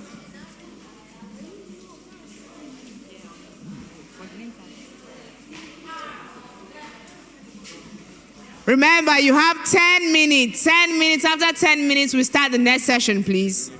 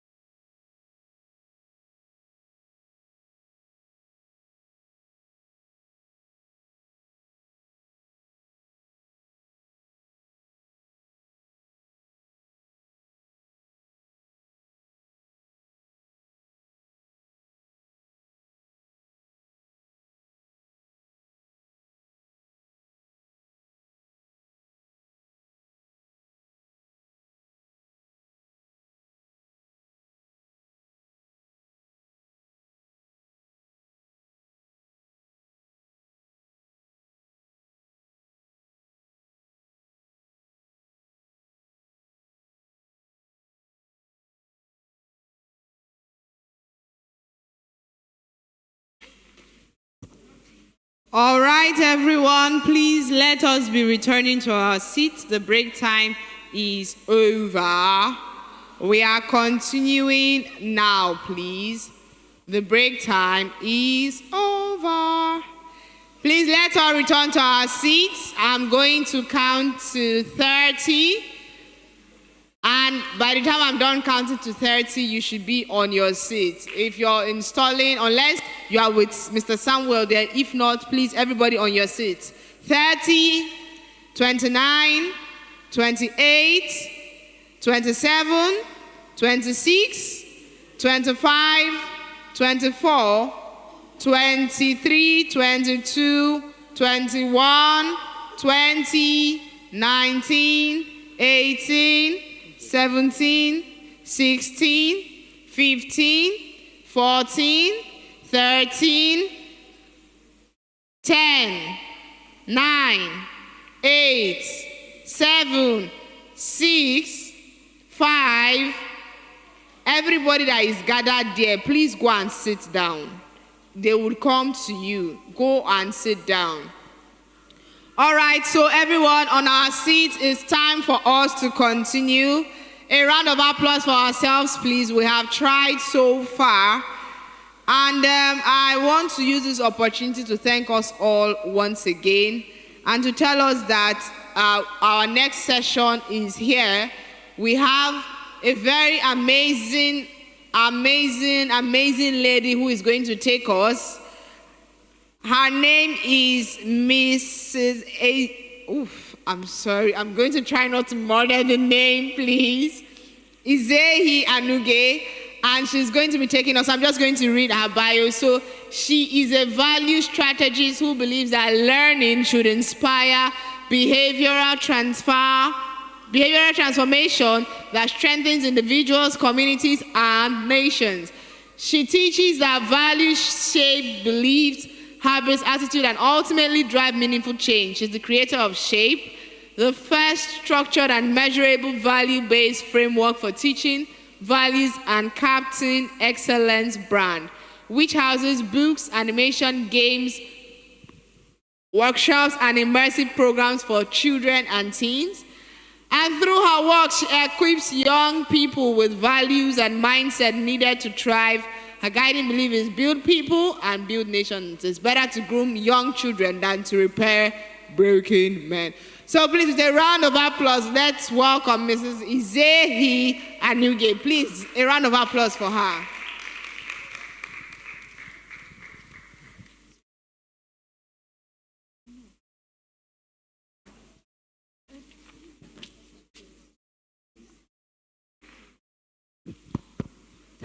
Good morning, children. Good morning, children. You guys have been here now for 2 days, am I correct? This is the second day. Have you had fun? Have you had fun? You know, I was telling my colleagues that you guys are actually really amazing because when it comes to space, robotics, I know what? Zilch. I know, in fact, when they said, is there a question? And someone got up and actually asked the question, I was like, wow, you guys are brilliant. So please give yourselves a round of applause. And I'm going to come and take lessons from every one of you soon. Okay, so we're going to start something. Who can tell me the biggest lesson you have learned here in the last 2 days? I'm going to take one person from here, and I'm going to take one person from here. What is one lesson you have learned between yesterday and today? One thing you have learned. All right. Come.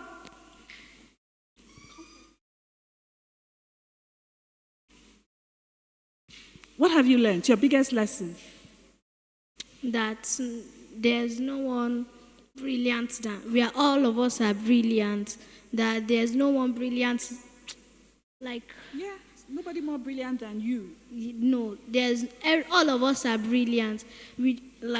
All of us, each of us are brilliant. There's no one brilliant than us here. Fantastic. Give her a round of applause. All right, please come. Please, let's know your name. My name is Daniel. Fantastic. Okay. I learned something yesterday. The man that spoke yesterday, I can't really remember his name, but he was talking about rockets. And he also talks about the rocket that lands by itself, how they build the rocket, how it's shaped, and how it like moves up into the sky. Yeah, so that's what I really learned. Fantastic. So you've learned that you are all equally brilliant, and he learned about how rockets land and take off. So do you know why I am here? Do you know why I'm here? I want to hear your voices, please. Do you know why I'm here? I'm here to talk about values. And I'm sure it's a word that you're all familiar with. Are you familiar with the word values? If you are, hands up. And so I'm going to ask one of you to please quickly come up here and share with me what you know about values, very quickly. One person. Thank you. Please come. Yes. Any of the two of you. Quickly, quickly, one from this side and one from this side.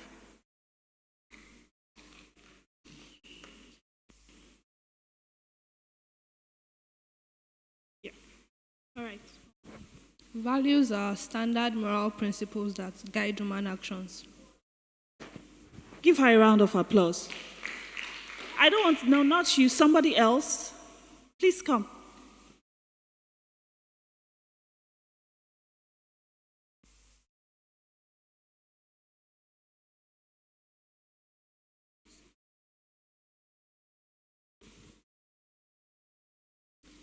Values are morals and principles that are basically embedded in you, that guide all the decisions and every actions you make in your entire lifetime. Give her a round of applause. In fact, it almost looks like she can take this course. So right now, we're going to start today's session, and I want to show you something very simple and very powerful, something that explains why great scientists and astronauts succeed. But before we start, I want to see everybody excited. So stand up, everybody. Because you all look tired. You guys are just coming from lunch. Stand up, stand up, stand up. And do a shaky, shaky. Do a shaky, shaky. Shake your body. All right, shake, shake, shake. No, not shaky, shaky with mouth. Do like this. What are you doing? Do it again. Come on. Do it again. Do it again. Now turn, turn, turn. Turn around. Turn, turn, turn. You guys should be active. You're young. You're young. Yes, good. Tell them turn. All right, and then do a shaky, shaky again. One more shaky, shaky. One more shaky, shaky. Both male, female, everybody shaky, shaky. All right, thank you very much for that activity. You can sit down. So we're going to talk about something very quickly, and then I'll quickly introduce my colleagues to you, because I believe that we are grouped into 3 different age groups, and we all can't take the same activities. Why do you think astronauts succeed? Why do you think an astronaut will succeed, or anybody in climate activities will succeed? Tell me.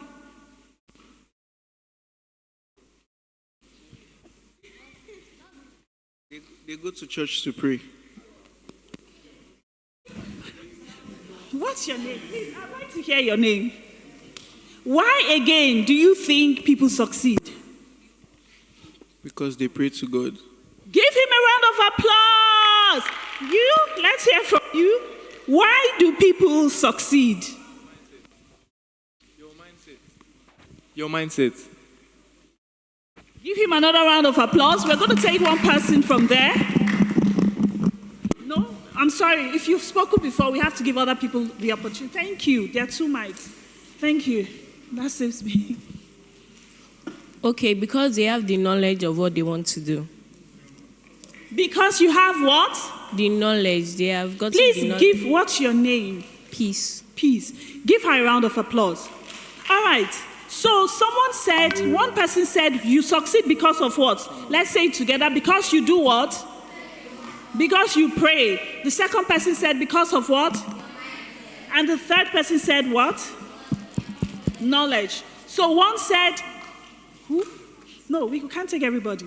One said God, one said mindset, the third person said knowledge. Let me tell you, nobody is wrong, but there's one early part of this that you forgot to add, and it's the most important part. Do you know the answer? Do you know the answer I want to share? Do you know the answer? Be able to give us access. You are not sure. Do you know the answer? Do you know the answer? Are you sure? Anybody that comes here must give that answer. When you give the answer, you can take the class. One person, if you are sure of the answer, should I let him?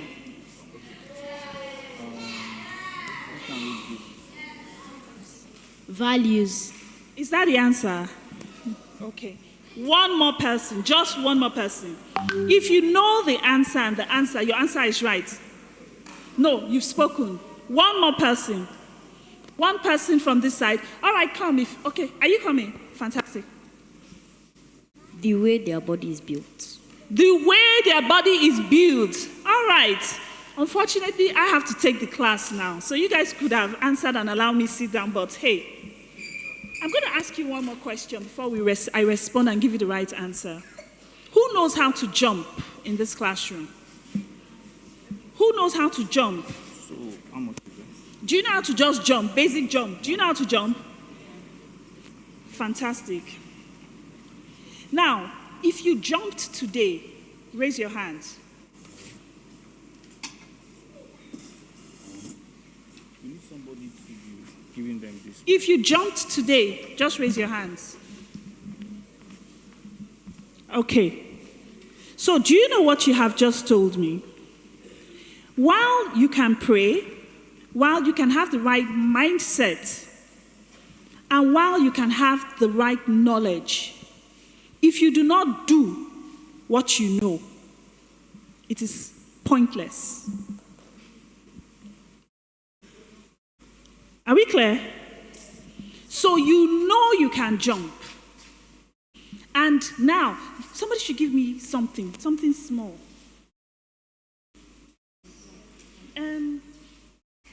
No, okay, your bag, this bag. Okay, something like. Okay, so we'll use this. And let's keep this here.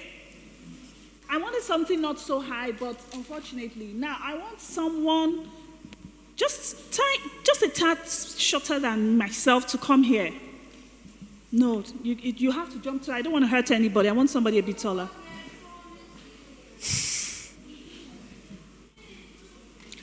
Okay.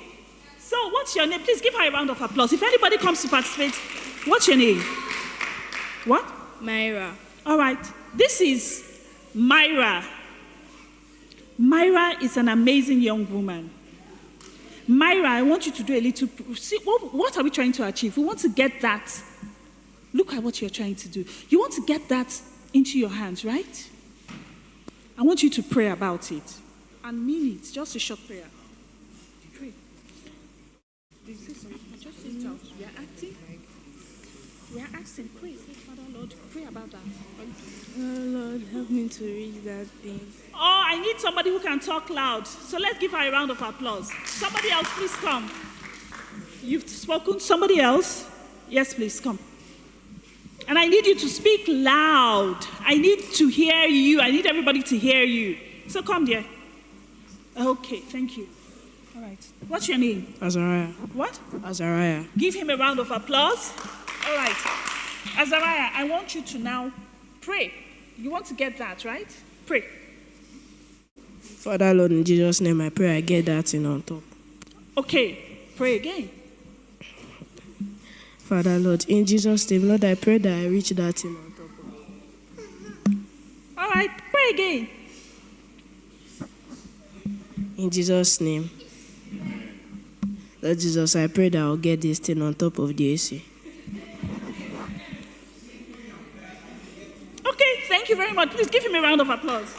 Now, I need somebody else to come. Thank you. Someone else, please come with the right mindset. With the right mindset. You know what the right mindset for this is, right? Who is coming? Someone else come quickly. Quick. Run, so that we can be fast. All right. What is the right mindset if you want to get this thing? To check how high you can jump first. Okay, so now that you have checked, use that checking to get it. Okay. No, I didn't ask you to do anything. I said just use your mindset. So in your mind, you can get this thing. It's possible, right? Yes. You know it's possible. You can actually get this thing. Oh my God. Is it possible or not? It's possible. You can do it. Thank you very much. All right, go. Now, one more person come. Quickly. Yes. Yes. Yeah, come. Quickly, quickly.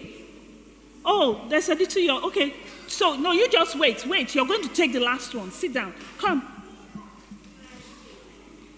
Okay, so do you know how to get that? Yes. You know what to do? Yes. You know it very well? Yes. You know that you can get that thing? Yes. Now that you know, use that know to get it. Yes. You can get it, Sha. Yes. You know. Fantastic. Give him a round of applause.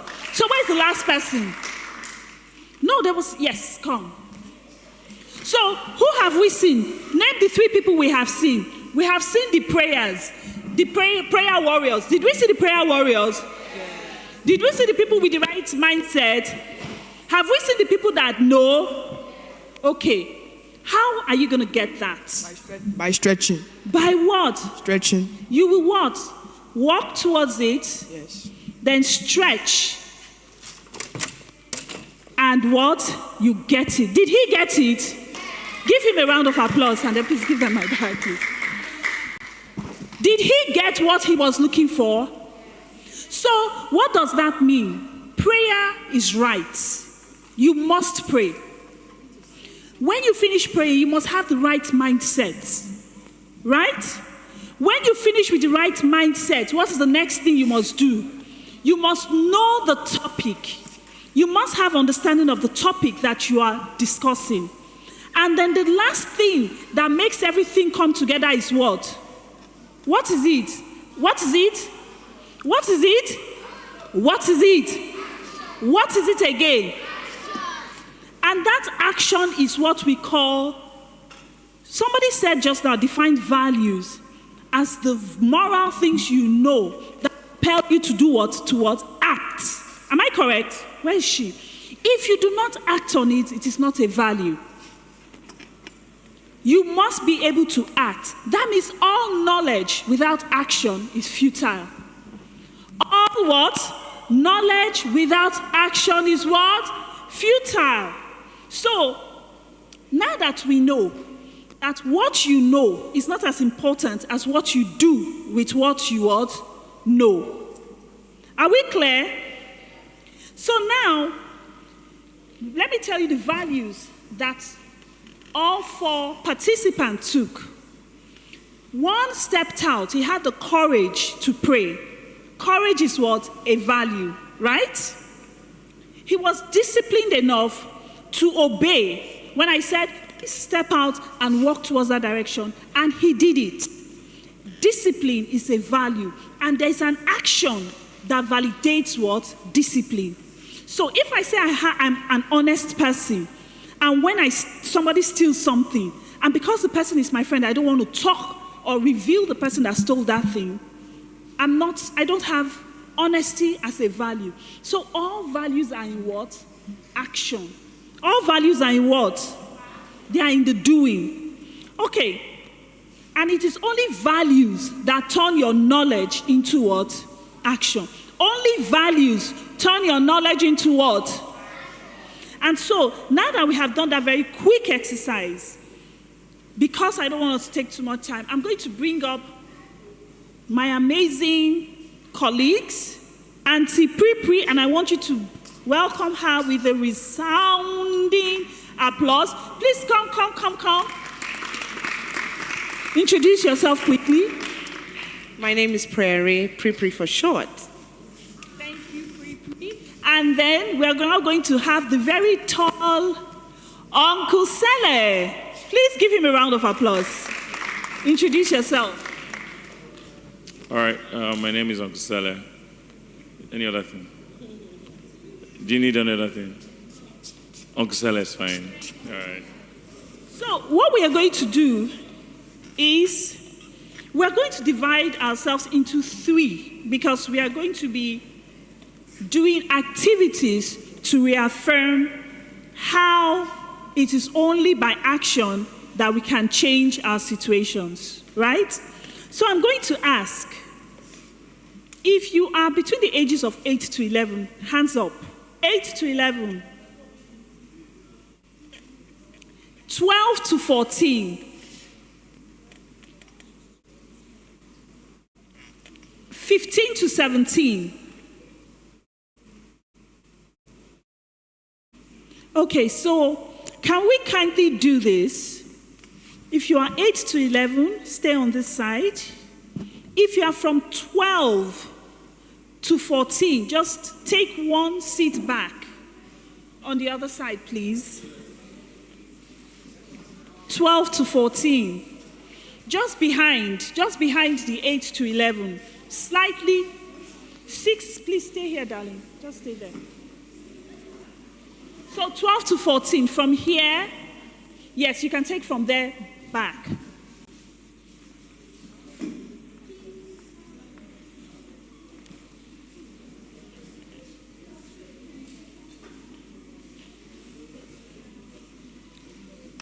Okay, so what we are going to do now is we are going to see the most active group. And we're going to see the most disciplined group right now. We are checking the most disciplined group. 8 to 11, say whoop, whoop. 12 to 14, say yay, yay.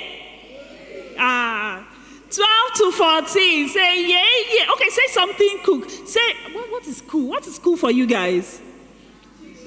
What? What? All right, 12 to 14, let's clock it. Clock it. Okay, 15 to 17, say hey. Fantastic. All right, so we're going to divide ourselves into 3 groups. What would you prefer? What would you prefer? No, we can't. Just chop. 12 to 14. What do you want to do? What do you want to do? 12 to 14. So I'm going to do here. All right, so Auntie Pripri is going to be with you.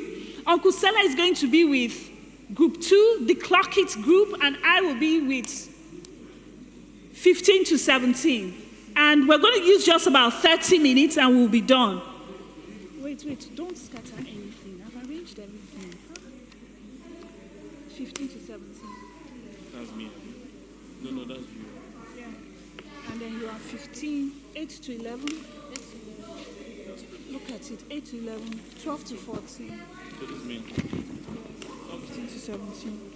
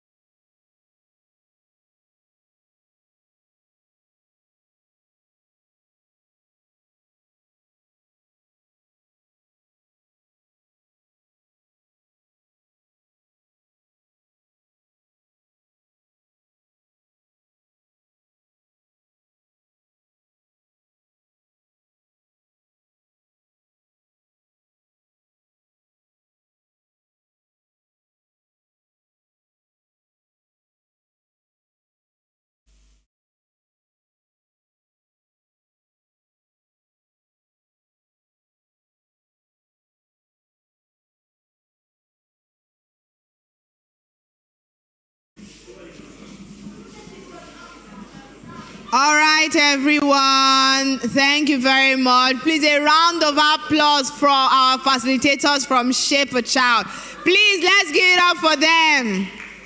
I hope we've been enjoying ourselves since. All right, so please.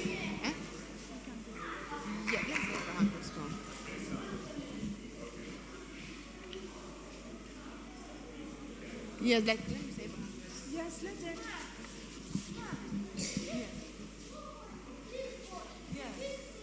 Why did you kick him? Sorry, why did you kick him?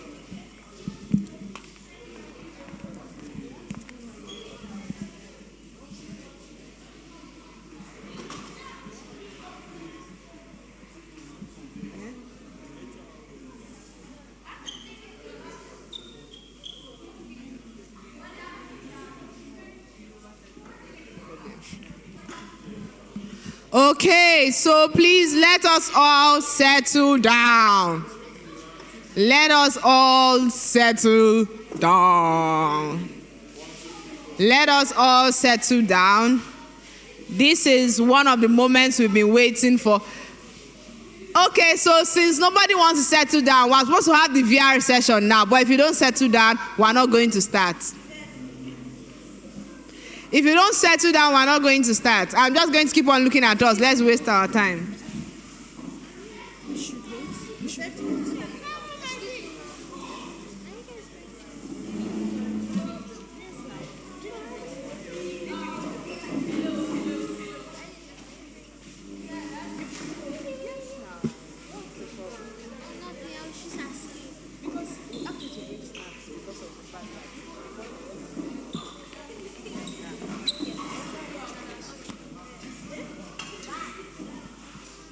Okay, I'm seeing that we are settling down, but some people are still standing. They are preventing us from starting. Until everybody sits down, we will not start. Until everybody sits down, we will not start.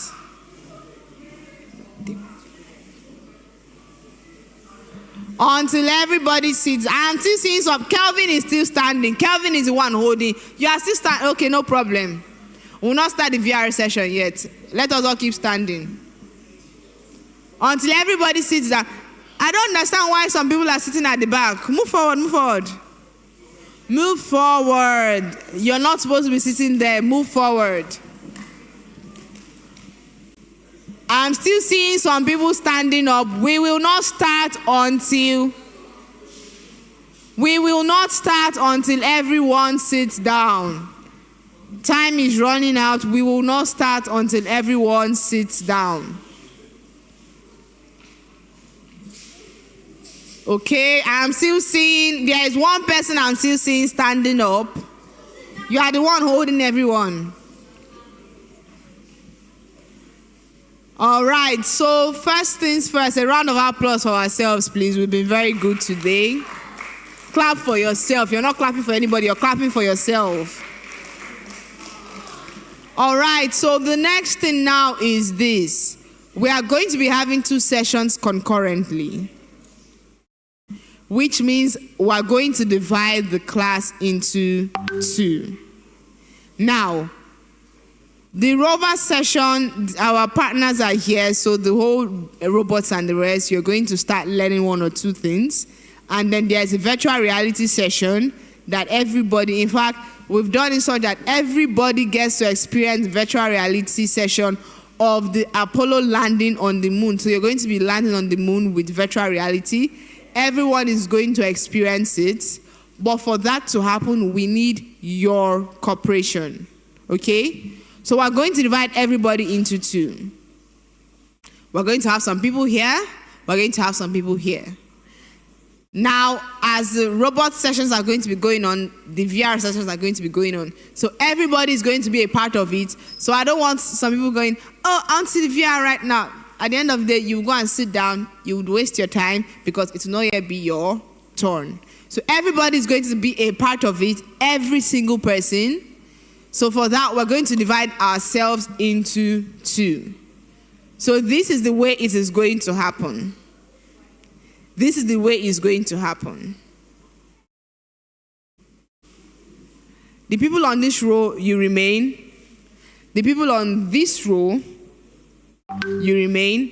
The people on this row, you move over to here. The people on this row, you move over to here. You remain. People on this row move over to here. You remain. People on this row move over to here. Does anybody understand me? All right. This row, you remain seated. This row, you remain seated. Is that okay?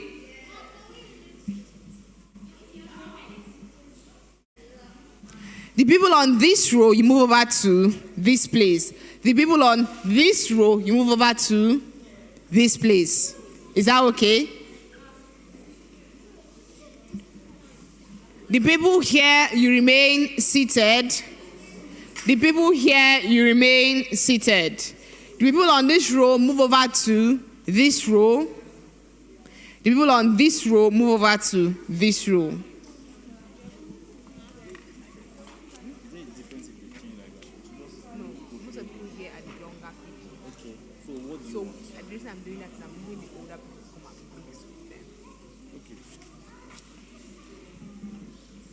All right, so please, within the next 10 seconds, let's get that done. If you're moving, start moving. If you're not moving, please remain seated. We have the next 10 seconds to do that. Please, let's get up. Let's start moving. Let's start moving.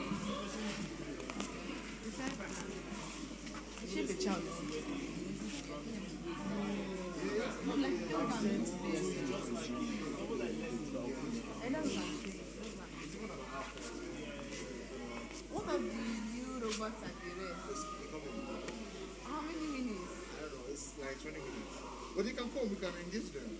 Oh. So are they coming to the back here? Yeah, they're coming. They're coming to the back here. Like I would want you guys to move to the front. Why do you want us to move? Because the back, where the back is, everywhere is crowded. It will be too crowded. At least. Eh? No, it's going to be a small group. Right? Everybody, it's not. They're not so plenty. So we can use that big table. They can use the big table. There's a big table in front. Okay, I am still seeing that. All right, I remember I asked you guys to move. I asked, okay. All right. Okay. Okay. Please, let's all be seated. So these people, you are going to be starting the rover lessons now. These people are going to be starting with the VR. After the next 1 hour, then you switch. Whereby you guys will have the rovers, while these people will have the VR. Are we together? Are we together? So the sessions have started, please. VR, over to you.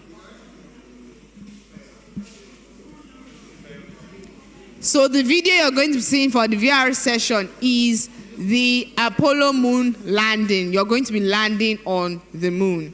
So everybody's going to be a part of it one by one.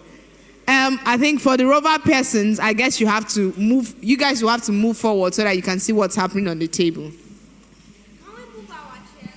No, there's no need to move your chairs. Instead, the table will move closer. There is no need to move your chairs. The table will be moved closer to you.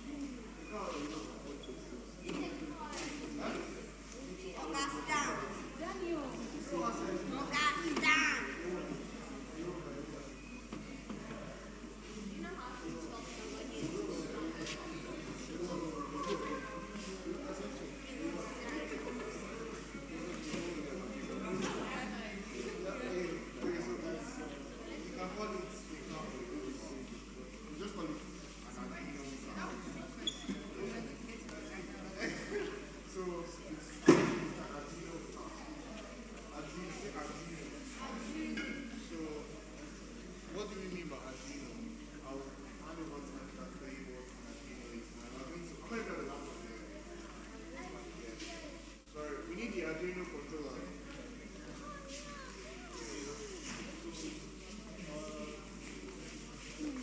So explain what an Arduino is.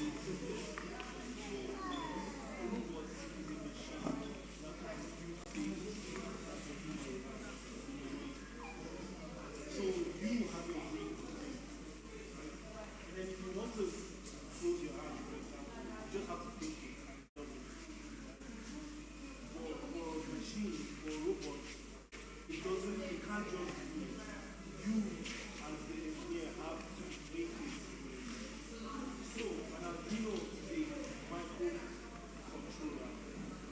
So what you want the robot to do, control, pass that information through the Arduino, and then it sends it to the thing. So for example, this wheel now, if you want it to move, right? So it's like a little brain. If you want it to move, that's how you can program it to send information so that the wheels. That makes sense.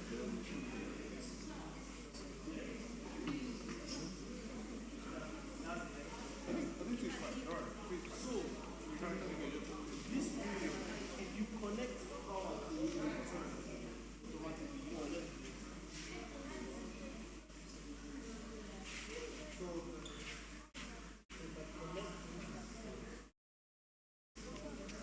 You know, so, this is what we call this Arduino microcontroller. Arduino microcontroller. So a microcontroller is basically like the brain of particular robots, like the brain of the car. This is what's going to send controls to the tire. You understand? And now it looks like a word, chip. So we say chip. Chip. Why is it a chip? Looks cool, right? So can you see that this chip, how do we program it? We have what? We have a wire. And I will now plug it. If you have a phone, let me give you a wire. You plug it to it. Wait, what is this? What is this? Take this wire. Wait. You take turns. So give them one. So how do you plug it? So somebody try and plug it. Okay? Plug it. Good. Back for it. I have a okay, no. After let's see. Are you seeing the lesson? I didn't plug it. Try and plug it. So what you plug it? Tell me what do you know? The one with the shop. Grab yourself. Nice. Not how to connect to what? So when you connect to this, what are we going to do to program microcontroller? Show what? The red light. Clap for him. Woo! So they will be able to connect their own to a computer. So, one up. I'm going to give you what an ID. Say ID. ID. You can tell me what ID is.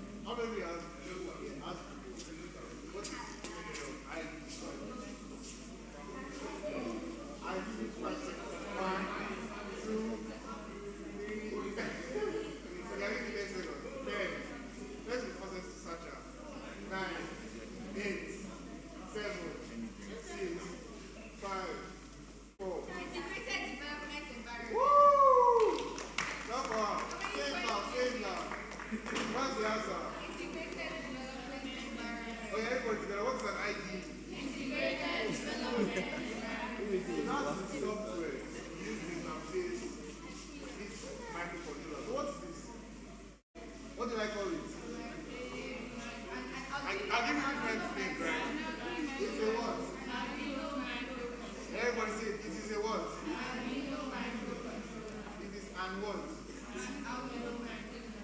can spell that Arduino? Arduino, spell it. Wait, let me hear. Okay, that's cool, but they clap for him. Arduino. I'm pointing the answer might be on YouTube. Or, wait. No. Arduino.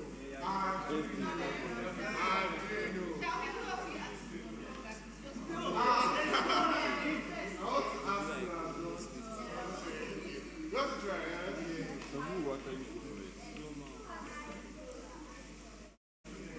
Stop playing 1 over 10. Whoa, what's the try? Okay. The person, this big C is doing this event. I know it's fun. I think he told me that it's cool.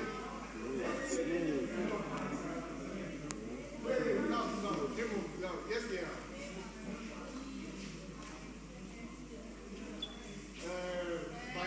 So it was a perfect answer, but you now minus 9 over 10. I'll come to you. Woo!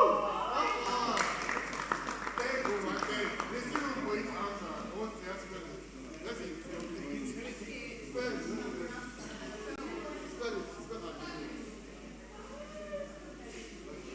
Who can spell Arduino Uno? That Uno, who can spell it for you? Are you sure? You have to see the answer. Yeah, you know. Not okay, so this is a, like I said, this is a what? It is an amino class, right? So when I say, when you ask something, how many people like to play this? Right. So in life, it just looks very specific, so they get the answers. You can't have anything. You how many are those at the time? Later the class comes, right? Later is very difficult. So we have like different types of, we have M, we have G, we have like, different things. So like P-Wagon, BMW, look at the different Mercedes, Ford, Chevrolet, right? So now this has its own brand. So we call it what? Look at them, what are we going to name this? Cardino. Woo! Let's not for him. Cardino. Cardino what? Uno what? Car. So we have to be specific. We name it. I want to go around. We look for the best name. I will vote.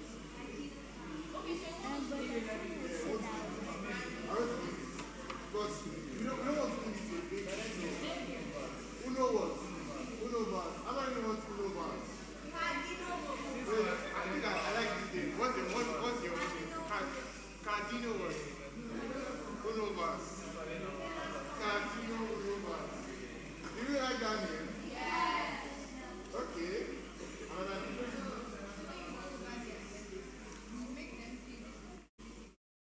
No. It's good. Your group's name. So let's agree. Okay.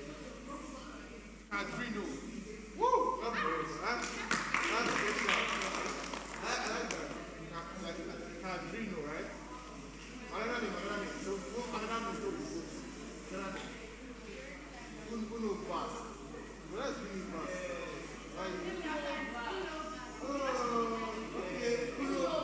Okay. Uno Bass. Car. Uno Bass car. Wait. Uno Bass motor, right? So we have 3 names. So we have.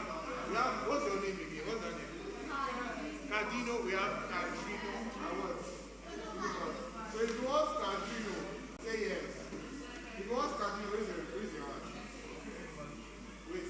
Just only 2 people. Okay, just 2 persons. Okay. If you want Cardino, raise up your hand.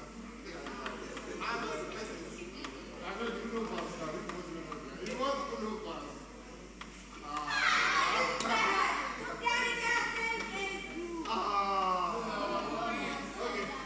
Okay, that's right. So we'll do. Okay, that's right.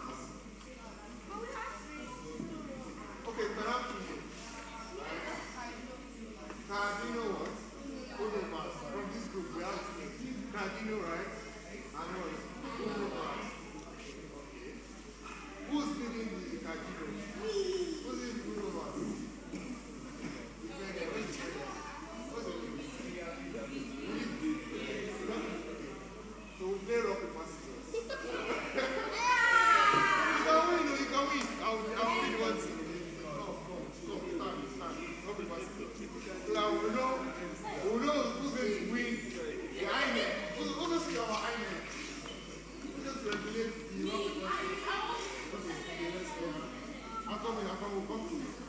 Don't, you don't get to repeat it. Because we want a free and fair game, okay? So tell us the rules so that. Tell us the rules. And then